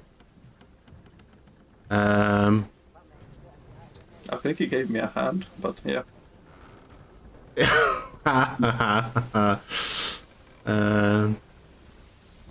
I would say you also get some progress on the sharpshooter. So you have 6 weeks. No. Yeah, 6 weeks on sharpshooter. Okay. So you can make a note of that somewhere. Yeah, 6 out of 10 weeks. I'm writing it down in the. I make the feats, but in the sharpshooter, I'm writing 6 out of 10 weeks of practice. Yeah. Was there anything else you were doing during this week? I was thinking of training to ride on Stoffel, but I don't think there's enough time for that. Not exactly inside the ship. I would say you could probably get some basic riding, like, you know, when they're riding inside a pen in a circle or something like that. So just to get him used to it. Yeah. So roll me an animal handling check as well. Cass would also ask Belagar for help with the observant feat. Yeah. Just hop out of from corners and scare the shite out of him for a week. That's no specialty. Yeah, but Null's Cass would help Null with his feats. Let's see. Yeah. I don't know. Basically raining down hail on him, like summoning up seawater and just Ooh, 19. turning it into hail. Okay. 18. In that case, roll me. Yeah, that's wisdom. Roll me a d7 again.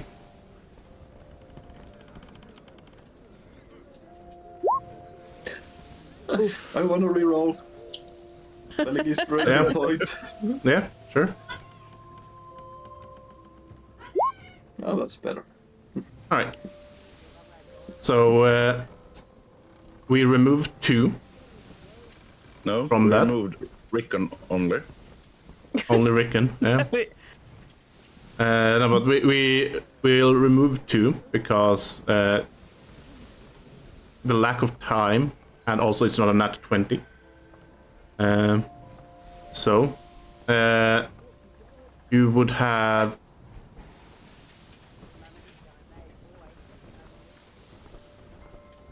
4 weeks left. On being able to ride him. You're having some scuffles and issues. I think you mean we have some stuffles and issues. Oh, ride him. I thought you were gonna train him to ride him. Uh-huh. So he Oh, could right. ride. No, ride. So yeah, you're getting in some riding training. So yeah. You said 4 out of 10 weeks. Yeah.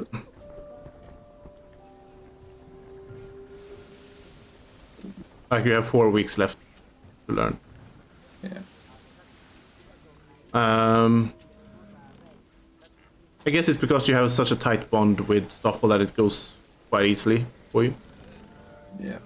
Yep, they're like spoon. Yeah. Oh, hopefully Rickon will come back soon. But in the meantime, let's go to.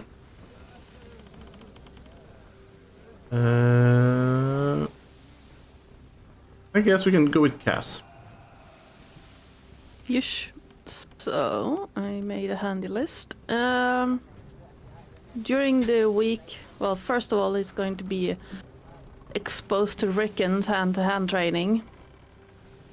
Yeah. I realized that apparently wizards are already proficient with daggers, so I already have that one. I think that must have been more RP otherwise. Yeah, it's more of an RP thing. Yeah. But he would ask Belagar for help with learning the observant feat, because Cass has realized that the one area he's really lacking in, it doesn't count strength, he's never been a strong boy, is actually knowing what the hell is going on around him. Yeah, and I think Cassie just got in at 20. Ooh, thank you. Yeah. So I'm gonna nat probably 20. need that. I was gonna say I'm gonna need that one because And I believe in the beginning, the Chef Marauder gave Rickon an advantage also. Yeah. Yeah. Picking a Rickon, we have him back. Woo! So Kasich is a nat 20, and your wisdom is not really high. no, So no.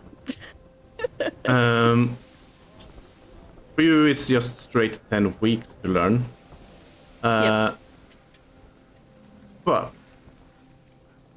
roll me a d10. There's the die. D10. I'm gonna use my inspiration for that one. Sounds like a good idea. 8. 8. Because of the at 20, you have a +1 to that as well. Nice. So you are getting a lot more used to observing your surroundings. And you realize that you're starting to notice things quite a lot more than you used to. And you sort of start to try and understand how to read lips as well.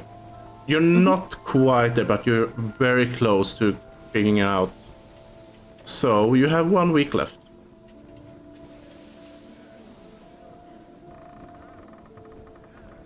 Other than that, he would just help Noel. Like I mentioned earlier, he would use the seawater as we pass and just try to hit Noel with it.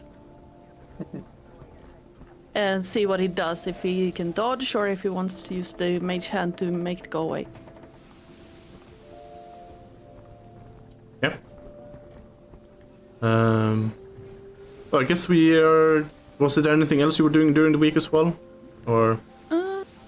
Other than RPing the training with Rickon, because I'm a derp and didn't know that wizards are proficient in dagger use by default. You might want to take otherwise War Mage if you have time left. Warcaster.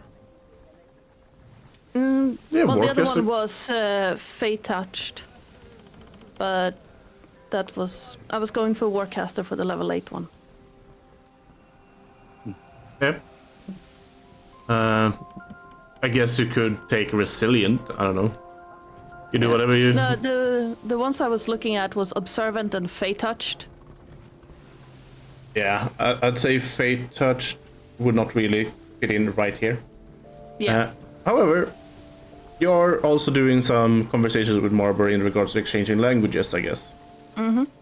Yep. That, however, requires intelligence. So,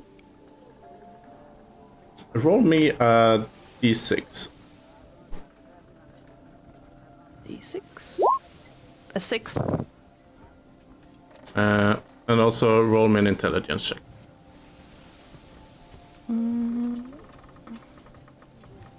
Hello, let me roll.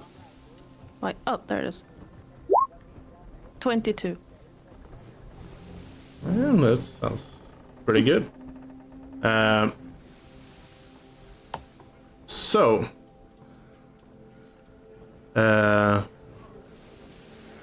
seeing as Marber seems to be quite a good teacher. He's very good in explaining how the language works. And you are very good at picking things up, apparently. So, because of that, you are also now proficient in Draconic.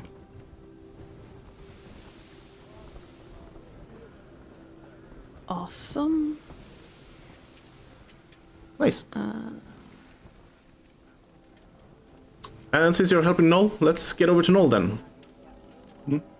So, what are you doing this week? Was gonna start with Rickon and run around lots of stuff for the mobile feet. And then for everything else, just use Mage Hand for everything when eating, moving stuff. Right, so for anything magic-wise, roll me an intelligence check. And you were trying to learn another feat as well, was it? Or Mobile. And telekinetic. oh yeah. And that was what you were helping him with? Or Yeah, really whichever. If Cass realizes why he's just running around like a rat with its tail on fire, he's just gonna start pelting him with water drops using shape water. all right.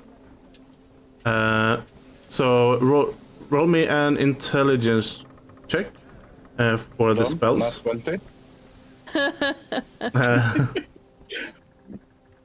Well, I guess you got one as well, so you have 2 nat 20s apparently. Oh. Yeah, thank you.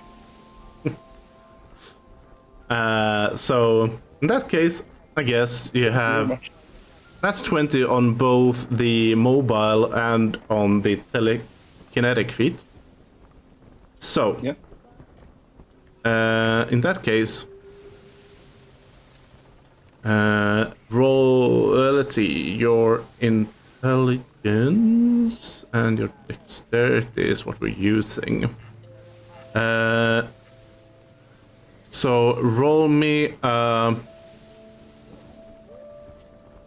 d8 for telekinetic and d6 for the mobile feat.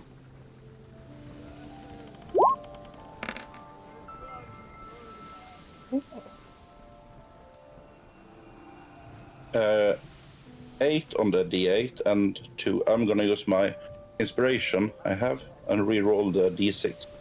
Yep. Bugger! 2 twice. Yep. Wait, can I use a d20 on the d6? You've already used the d20. Yeah. Yeah, that's too bad. Nah, I'm like that. Oh, you mean like that? Sure. Now I did a d20 on the d6. Sure. So, So, you can add the mobile feat, and you can add the telekinetic feat. yay! Thank you. Thanks to the chat. Someone's being Add your own very greediness. generous. Yeah, I believe Rickon had one. I'm gonna give... Rickon wanted 2 feet also. Or did he want 1 feet? What? I didn't realize people were getting feats. They are practicing for it. Yeah. And I didn't realize that. because he's rolling for it, I'm not 20. he bought himself a feat just now. Yeah. Pay to win. But I have 13k left, so I can give out 1 nat 20. And you also got a nat 20 from Cycle. So, yeah, was there anything else you were doing during this week, Noel? Yeah. There was one thing. If it was possible, I was gonna try to befriend Rosie and teach her stealth to annoy Cassie. And I sent that in beforehand. Yep.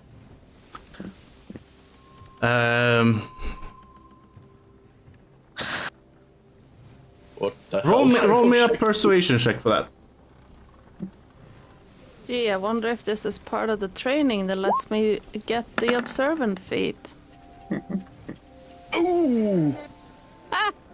She does not trust you at all, and this, Hey, I don't want to be even close to that one. Are you gonna buy a nat 20 Salty. again? oh, that It doesn't sounds have. more fun. Nah, DM has told you the result. Yep. Yeah. So, no. No. You don't manage to teach her anything because she doesn't trust you at all. Wanted to try at least. Yeah, nice try. Yeah, but it was fun with 1. Yes. And then Rickon, Yeah. what are you doing during this week? So I was training with Null, with my katana. Yep.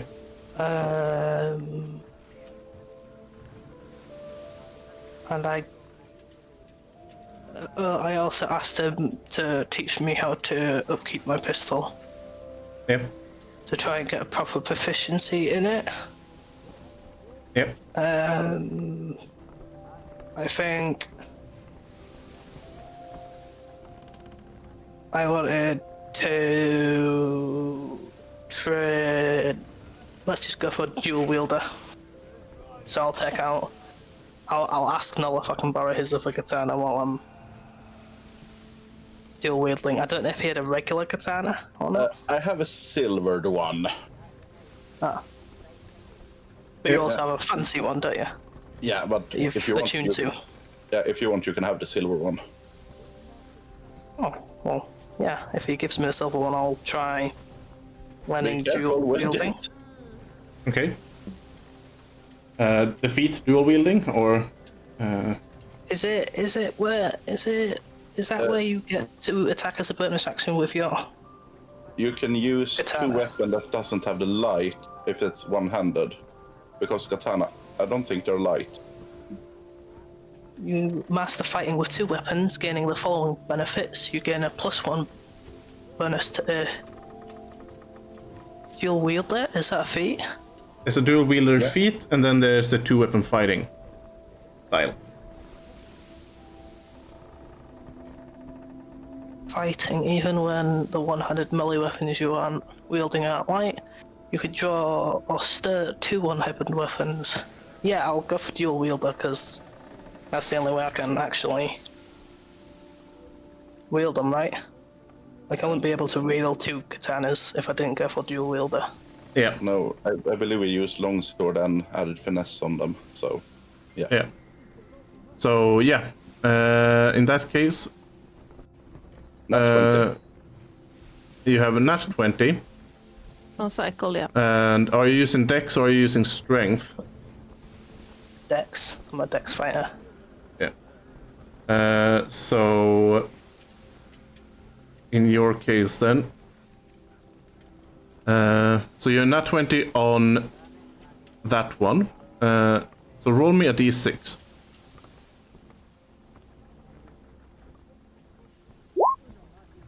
How far? Right. So you have 1 week left. Actually, no, it's a weapon. It's a bit easier. So in that case, you have. No, wait, that was for the feat. So yes, you have 1 week to learn the feat. And then roll me a dex again. Or no, a d6. And yeah, d6 and also a dex check for the pistol. Another d6 and Dex check. Right, okay. Oh dear. Oh wait, I'll use my inspiration. Because cast give me an inspiration. Thank you. There we go, 5. Alright. A lot of one. And a dex check on that as well. Dex check. 13. Oof. Alright. So you have. I would say you have.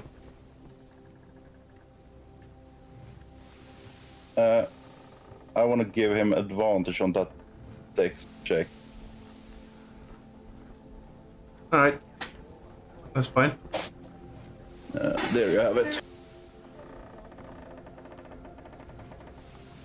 Oh, a dex check again. That would 18. That's better.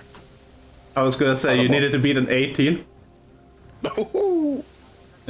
So, okay, you have proficiency in firearms now as well. Okay. Whilst I had half proficiency last time. Yeah. So, I don't even know what the firearm is. Yeah, I think you had to add it manually. Yeah, and Noll is also going to remind Rickon, great, now you only need a Tinker tool just in case it jams.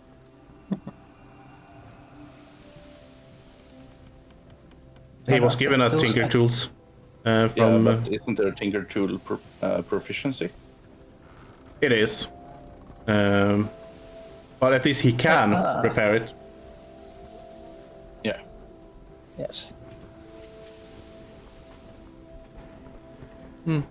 Also, since you're in the chat, Lilith, why don't you roll as well for your weeks? Just for the heck of it. Come into the game. Come and roll.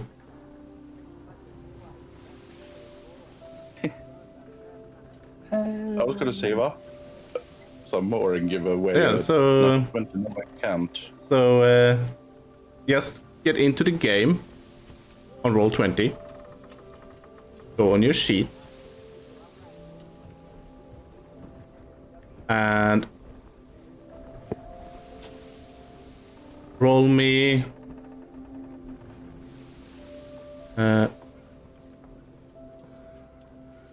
only 2d20s.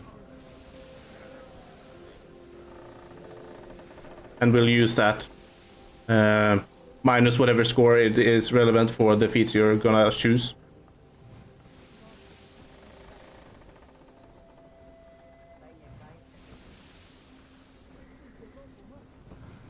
He's in the game. Let's see your roll.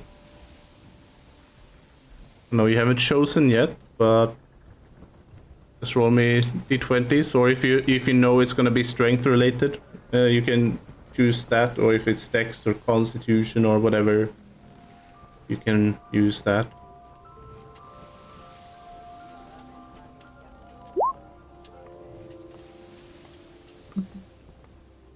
Can't find your character. Yeah, I think you have hidden it. Oh, he has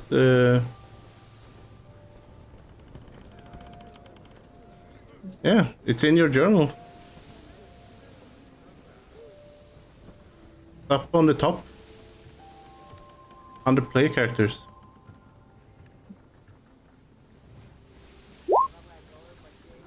Oh. That would That explain explains it. it.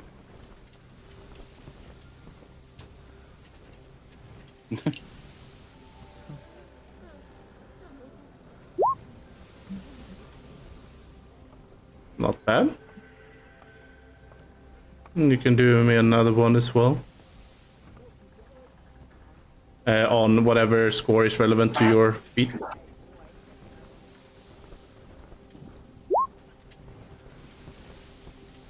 Alright. Oof. He has advantage on that. You can re-roll the last one. You can re-roll the last one, Lilith.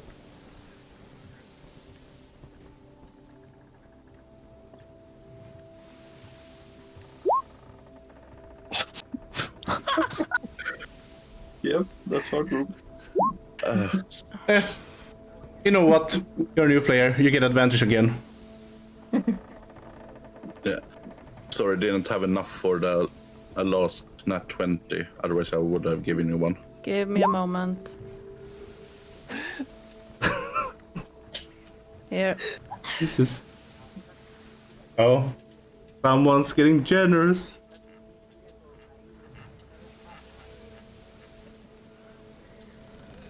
Okay, so Lilith, you have a nat 20 on the last one.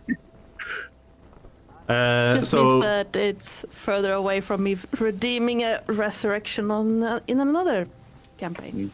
I had one resurrection, and it was perfect for null. You can roll me a d5 twice, Lilith.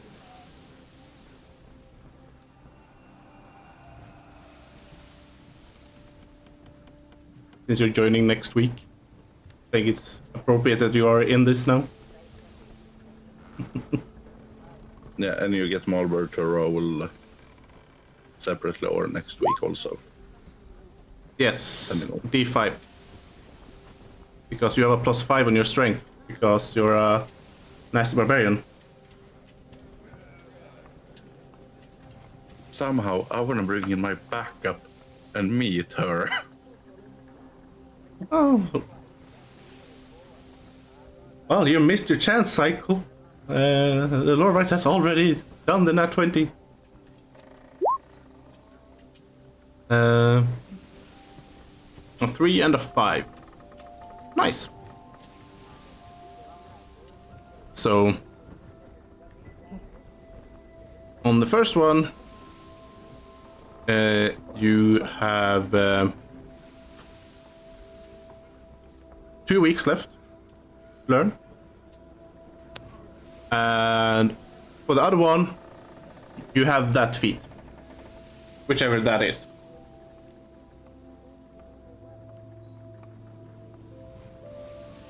So yeah.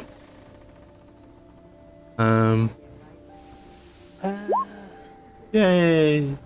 Yay. Right. I was gonna train with Oscar as well, just to, with Belagar. Yep. In that case, roll me animal handling check.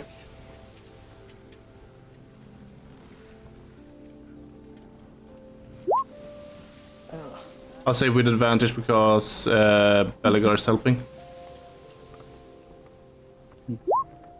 Oh, Oscar is not interested. This is too new for him. Yeah. You get the feeling that he needs some more. sensory. Yeah, he needs some more Quiet persuasion, if you will, motivation. Yeah, I just keep feeding him like rations and stroking him and going, it's okay, it's very loud on this boat. Yeah. I just remembered when the sparring was, I used a scimitar, not a katana. Oh yeah. Yep. So And a dex, Yes. pure. Where the hell is? Yeah. Just Need pure. to type that. and can I roll a charisma to see how well I socialise with everybody? Yes. Which is going to go awful because I'm -2 in charisma, but yeah, I'm attempting to socialise and get better. If you roll above 18, you get a +1 to charisma. I have to get a nat 20 to do that, so here comes a nat 20! Nope. It's not going too well. You're like you're about to start a conversation and you're like it kind of repeats with people you're talking to because you wanted to start a conversation, but never mind. That's how it starts. But then you muster up the courage and you get a nat 20 thanks to cycle. My God, how many points does he have? I don't know. Cycle is crazy that way. Lurking. Yes, the power of lurking. Strong in this one. And so, people like you quite a lot.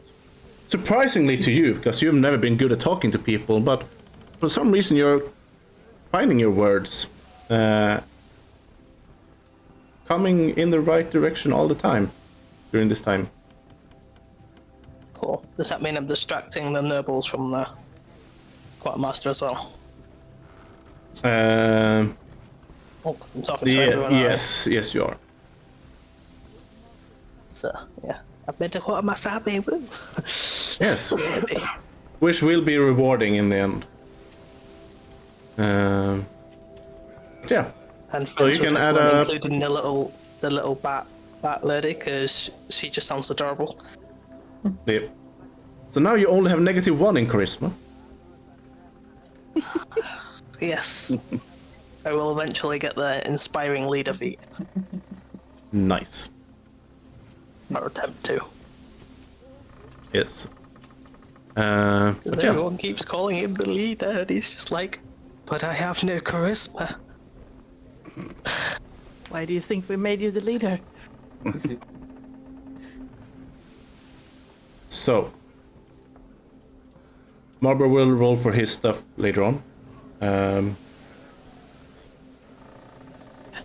And then you can roll the investigation next week as well when he's here and search for whatever he finds out to tell you, basically. In regards to Rodrin, among other things. But My new arch nemesis. the week passes by. What about my 8?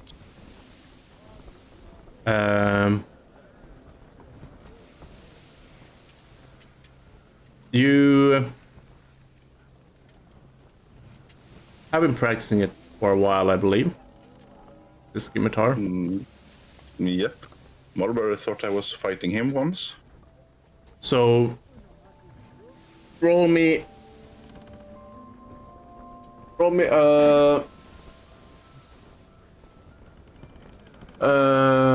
be roll a d4. If it's even, you get proficiency. If it's odd, you're halfway there. Okay, you have proficiency. Yeah, that was just fluff. Just because I didn't have proficiency in it, I wanted it. Yeah, so you have proficiency in scimitars as well. Ooh, thank you. Nice. This has been the most productive week ever in the history of ever. We're stuck on a ship for 2 weeks. What else are we supposed to do? Yeah, we have 1 week left. But I believe that this is the... This is the only week that you have time to relax and actually do things. and keep ourselves out of trouble. Yeah, but I believe the mobile feet works when we are in trouble and running around the ship with that is difficult terrain. Possibly. That might be one of the few feats you can train. However, the week comes to an end. You have made a slight stop in New Hope City as you went around the west coast of this continent, or what to call it. And you then pass onwards towards the east. You go under a bridge that is between the cities. Let's see here. That's not the one. Is this the one? No. Where is that one?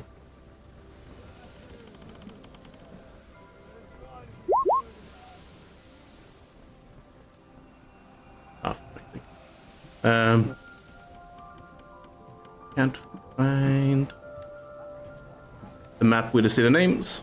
For some reason. Oh, I don't have any city names on mine. I wanted one of those. Yeah, there's a specific map that you have to actually find and buy to find the names of the cities. You have the world map though. What's New Hope City?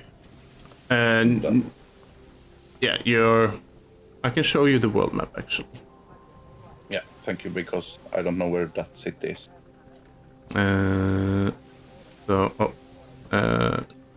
You party to the world map. So you have all been going. Let's make the red line. Are we going south? We are going to the red line. I'm making a line. If you can remove that arrow, please.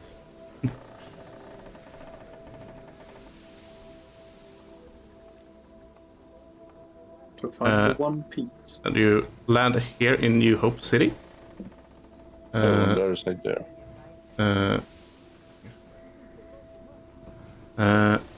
And then you move on. And you go under this large bridge.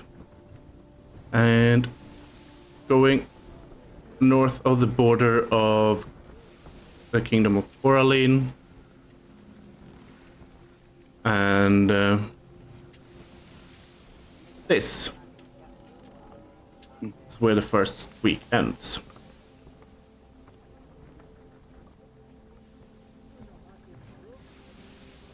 Now, you have come halfway. Can we see North Whale? The mountains? Horizon. You can see an island far off in the distance with mountains sticking up, but it is not North Whale Kingdom per se, but it belongs within the borders. But it's nothing that you know of that exists there. On the map, at least. That you can remember. However, as you reach this area, you realize that the water is getting a bit rougher. The waves are getting higher, the winds are getting stronger, the temperatures are getting warmer and warmer. And you realize that a storm is coming. And I just need to find that damn storm.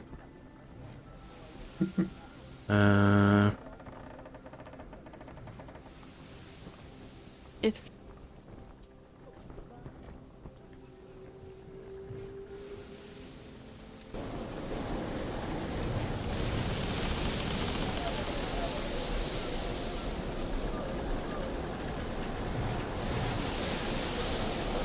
So, you realize that there's not very nice trip this half of the journey. The waves are massive at this point. We're talking anywhere between 10 to 30 feet high waves.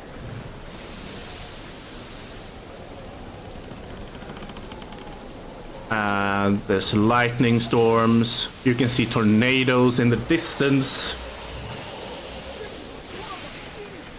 And the crew is not in a good mood because they are working constantly with wet ropes, wet planks, and it is very rough.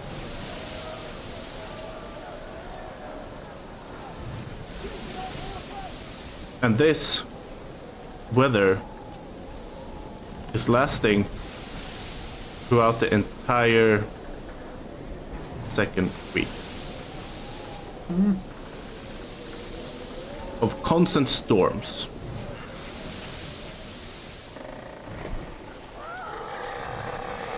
And someone just fell overboard. According to the music. Sound. Well, in training with the observant feet, Cass could try to grab him using, shape water. Yeah, if you notice, Oh, if you make Cass sees that it's the and the rope. real lady. Oh dear, what a shame. What a shame. He's not that petty. He wouldn't let someone drown just because he doesn't like them. Unless it's, of course, it's Lord Felstad, then that bastard can drown. We sadly don't have the Wilhelm scream gas. Sorry. Aw. But yeah. During this week, there is no rest. There is no peace. And to begin with, I want everyone to make a con save.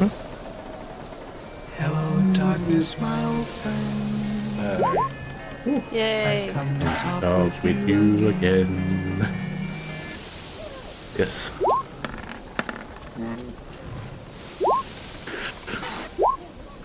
Should I make one for Stoffel too?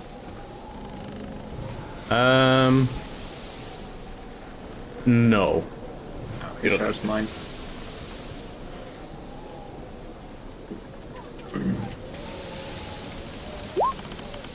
Sorry. The one link. Oh, you don't really roll initiative because you're not in a fight at the moment. Yeah, I misclicked. Sorry. However, Rickon and Belagar, including your pets, are doing relatively fine.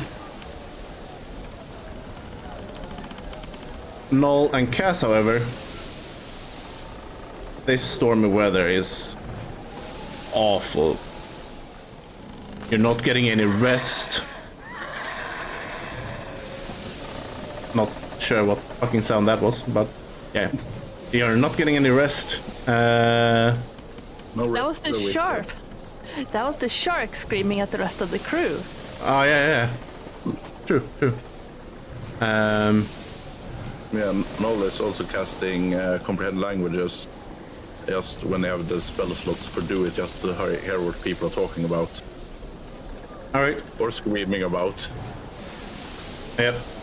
Most of them are talking in common, so it's very rare that you hear some other language, but whenever they do, you understand it. However, you are unable to keep whatever you're eating that much. Same with Cass. And you, during this week, get 3 points of exhaustion.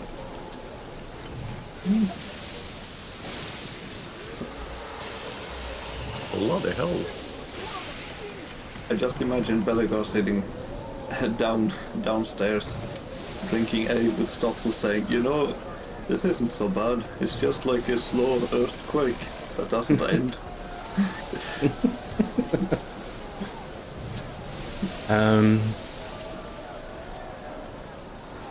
I also want everyone to make dex saves. Oh god, now we get people going overboard. Oh no.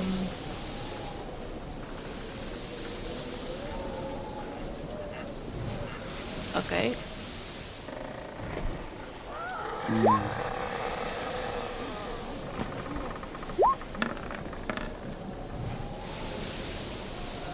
It's almost like the boat is screaming.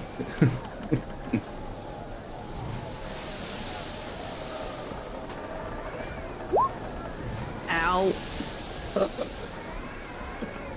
So, The scholar. on top of the also null, I believe it's disadvantage on your dex save, by the way, because Oh, I of thought the I thought exhaustion. so, yeah, but I thought that was after the whole week. Wait a minute. True, you have a point. So we'll go with the 8 for you, Cass. Leeds, shouldn't you roll for Marble? I'll let him roll next session. Oh, Thank you, guys. Okay, so Null, you have 2 points of exhaustion instead of 3. Yeah. And what the hell did I... Oh, ability checks and speed. On there. Thank you very much. And Lilith, you champion. and Cass, you have a nat 20 on your dex save. And Null has 1 less point of exhaustion again, so you have only 1 point of exhaustion at the moment. Oh my god. Thank you, thank you, thank you. So Wait, I don't have an exhaustion. you should have 1. Nope. Nope. Gas removed. Never mind. So Thank you very much. only Cass is exhausted at the moment. With 3 points of exhaustion. And So every time Noel's like, look, I can't sleep, I just knock him out. Yeah, I can't do anything like that. I only have 1 advantage I can give out. well, I don't know. Already got a nat 20 on that roll, so. And then the yeah, but that was on the dex last save. time he does it, the bugbear Yeah. just walks past him. We're frying pan just knocks him. Yeah, you just hear Nessa's voice erupt in the air. Be brave! Be brave! But yeah, Cass is still exhausted. And all of you are fine though. None of you fall overboard. So that's also nice. Cass was close. But with a nat 20, he'll be doing just fine. And the week passes by. However, I also want everyone who has been on the top deck during this week at any point to do a perception check as well.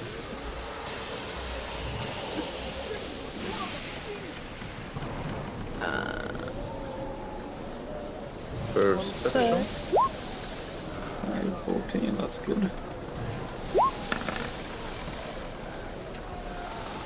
Perception. Bugger. Nope. Or sight? Nope. Yeah, sight. So that's one. Perception. Nope. So no one really notices, except apparently Null getting a nat 20 Okay, thank you very much. and Belegar.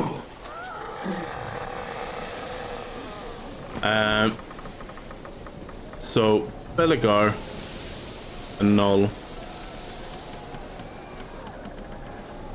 You're on the deck at the same time at one point during this storm.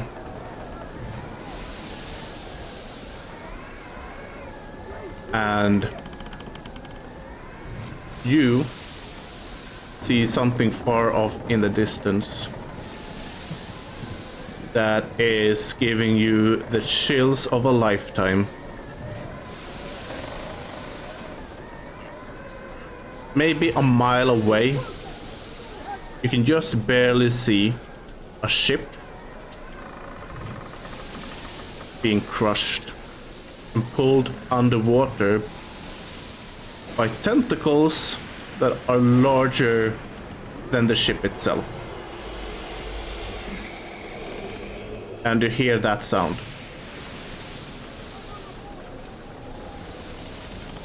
I was gonna stare daggers at the Belagova.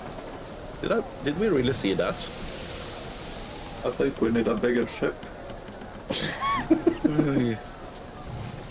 Or an airship. I think we should tell them. It gets me. But you realize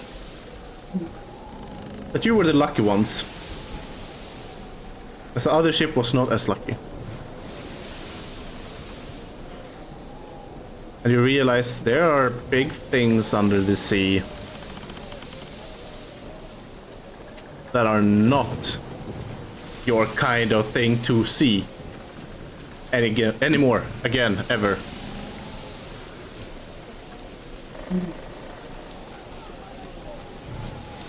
But the week passes.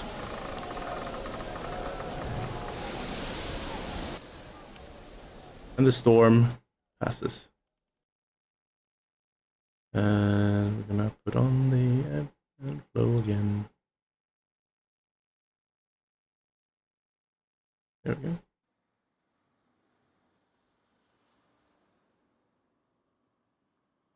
In the far off distance, you see the sun rising above a towering city, resting upon a blazing hot desert. You can see pyramids in the distance. You can see strange birds. You can see a port with massive amounts of ships, massive amounts of people in a large bay. And you realize you are here. Where? You're about to reach it. Maybe an hour or so.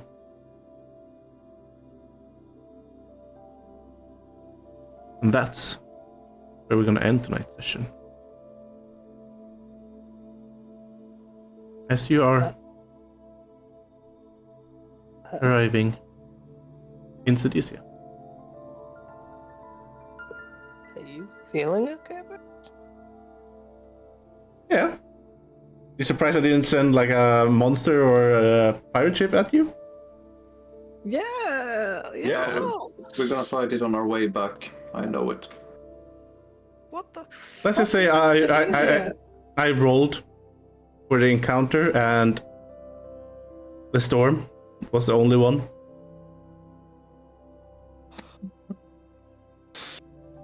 Thank you, Dice God. Thank you, Dice God.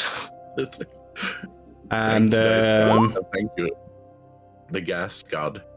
it was You very were close it. because Oh, sorry. Yes, this is where I would petition for us walking back. Yeah. there's no way to walk you back, can- but you can always try. Gas can walk back unless he gets exhausted. Again. true. You have seen One Piece. You can bike or the ocean. Apparently, I yeah. have If you, shaped water. yeah, true. But yeah, it was very close. It was very close to being attacked by pirates, sea hags, and a sea serpent. But you got exactly in the safe zone. Yeah.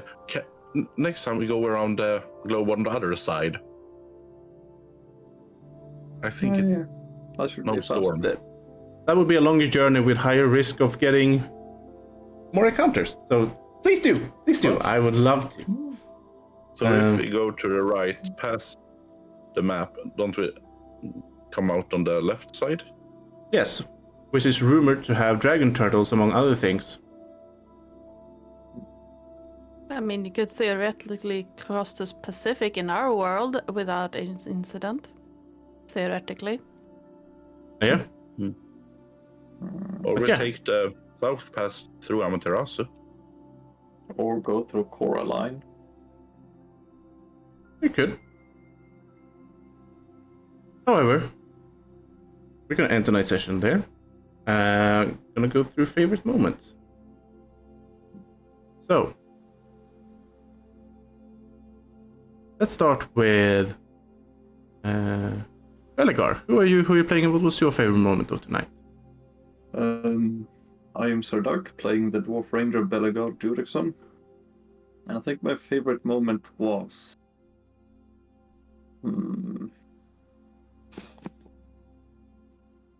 probably when Rickon started having a conversation with the nobles. Yeah. I would almost see that as practicing conversation skills. Yeah. Not beating people skills. That's what he's practicing. His patience. It's practicing his patience.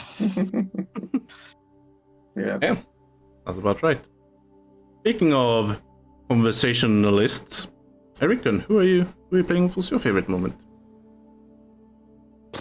My favorite moment was probably like when you were like, oh, you see a ship in the distance being pulled down by tentacles, and I'm like, we're going up against the Kraken. Of course we are. This is totally fits. And then you're like, and then the storm clears, and you're all there, and I'm like, huh?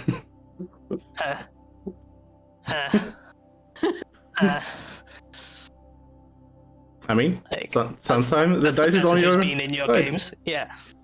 As someone who's been in your games, oh well, your shoes the campaign. I'm just like, no. Well, since now I'm scared. Now I'm terrified of Sidesia. Like we get there and it's just a massive undead horde. I'm like, what? Now No. you're terrified of Sidicia? Now? Yeah. The Not hand before? chopping? I mean, Man. I mean, he does have Slavery? the worst. Meh. He does have literal worst experience of my encounters because when they went to the jungle in my other campaign on Tuesdays, they rolled Don't the mind me. worst, like literally the worst on every encounter while going into the jungle. So they've met We got 3 Indominus 3 Rex. Indominus Rex. Indominuses from like Jurassic World. Yep. 10 mounds. You know the viney mounds. I can't remember what they're called. Yeah. Like vine mounts, I don't know. But basically large Massive bush vines. You know the massive vine vines. monsters. Which are really tanky. Like they are like super tanky. Don't do a lot of damage, Shit. but tanky as Don't fuck. do anything, but super tanky. And they try to And then basically drain them with them as well. So, or drown them. yeah, and then we had to at night go up against several banshees, No. it's Zombies. several Rodrins. skeletons. Spectres and rats unfortunately, or wraiths. Vitz misread the banshee fucking stat block, so the banshees had unlimited screams. Yes. That was great. And then it became canon. So now all of them have them. Woo! No, they don't. No, they fucking Um, Do I have silence? I think I have silence. But yes, my favorite bit was not dying. Yeah. And then afterwards you met was it an adult or was it an ancient green dragon as well? On top of that, Yeah. directly after the banshee fight, that was pretty fun.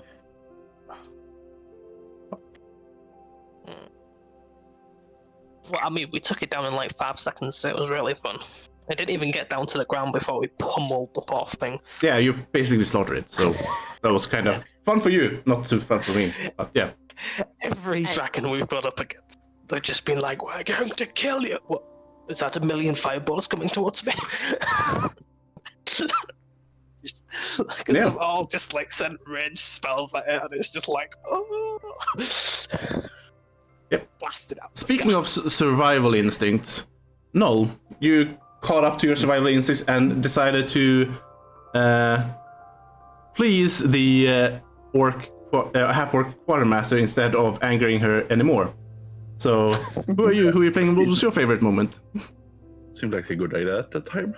Yeah. And still does. I'm Emil, or Fate of Night. I'm playing Null, the changeling, rogue, sorcerer.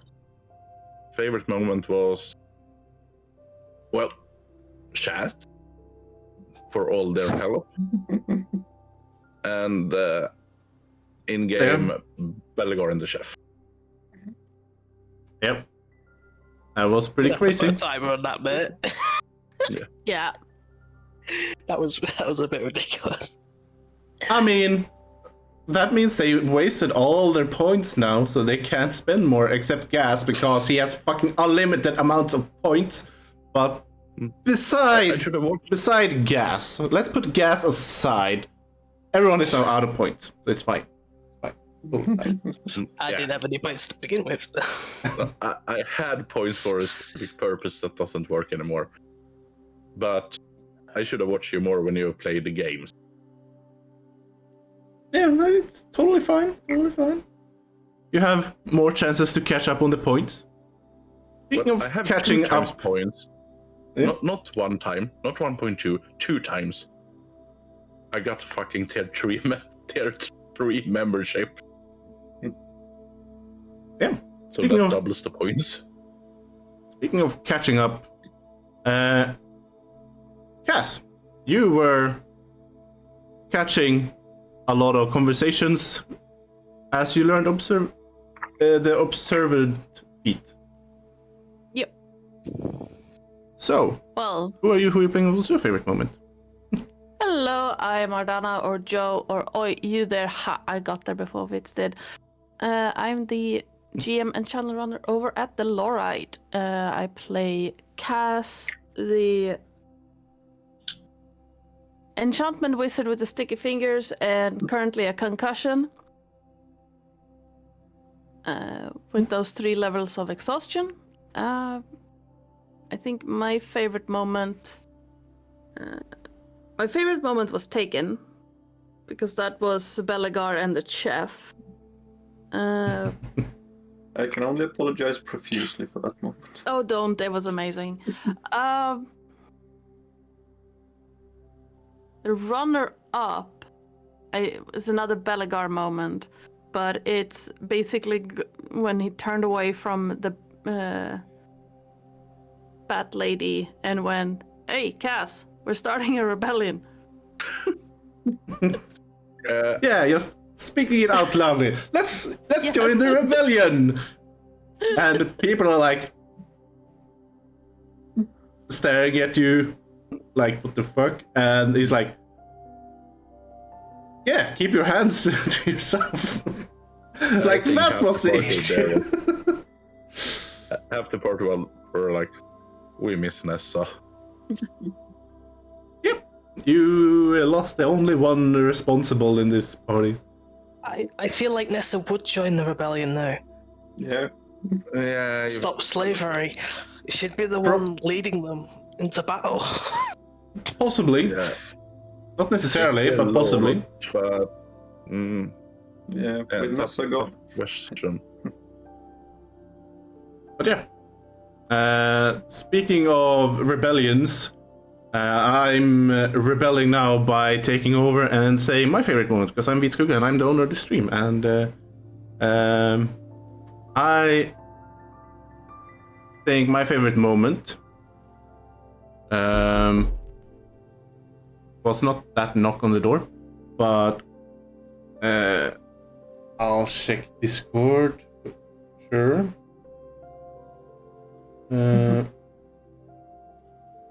Hairball?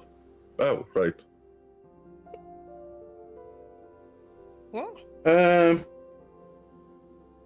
Huh? Probably yeah. Probably yeah. Huh? Who's messaging no, you no, on Discord? not on the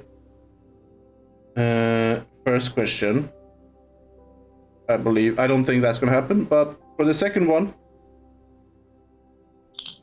sure. Secrets. What? But yeah. My favorite moment was I think a lot of them were taken, but I think just the end where Jason expected after seeing a Kraken to be attacked by Kraken and was like, "Are you okay, Vitz?" You realize we're not getting attacked by a Kraken this time. Yeah, I expected a lot more. Yeah. I Got a had storm. several encounters planned. I was hoping to get at least one of them, but no, you only got the storm. And not the worst storm either. So. Huh. That would have been the tornadoes in distance, I guess. Yes. There was also a chance of getting the storm and a raid at the same time, so that would have been the worst case. Wouldn't the storm have made it difficult for the pirates? Depends on what kind of pirates we're talking about. Oh no. You're talking... Let's say the aquatic kind of pirates. They are not bothered by storms. They can just swim. Probably using the storm as a cover. Yeah, basically. So we're gonna get raided by David Jones. Not David Jones, but maybe his cousin, I don't know. Harley Davidson? Yes. Harley Davidson. Can have a point of inspiration for that. So, because I was so stupid. Fuck's sake. How do you get everyone? Because he says it's stupid puns all the time, and that's how you get them, among other things. I'm bad at stupid puns. Um, Too. well, Yeah. you need to be more out there with them then. You just get it out. But when we arrive, Rickon might want to send a letter home to his sister that he met the nobles, starting with, "Dear sister." Yeah. But with that, we're gonna end tonight's session. We're gonna raid out to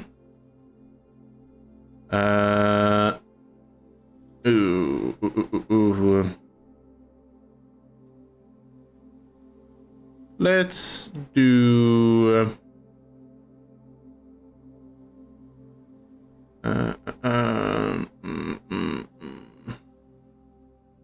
let's do Anton Carmola, because they are playing Skull and Bones.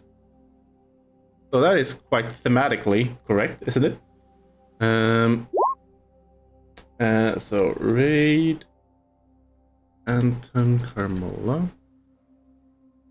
So give him some love and support and say yo ho ho. And a bottle of rum. We have Yo for the pub. And we'll be back next Saturday with some more Calamity of Astralia, where we'll get Marber back, but also we're getting a new player, aka Lilith, who's gonna play. Not gonna tell you, it's a secret. But you'll find out next week. So until next time, Hope you have a wonderful evening. Stay safe. Good night. And goodbye, everyone. Bye. Bye.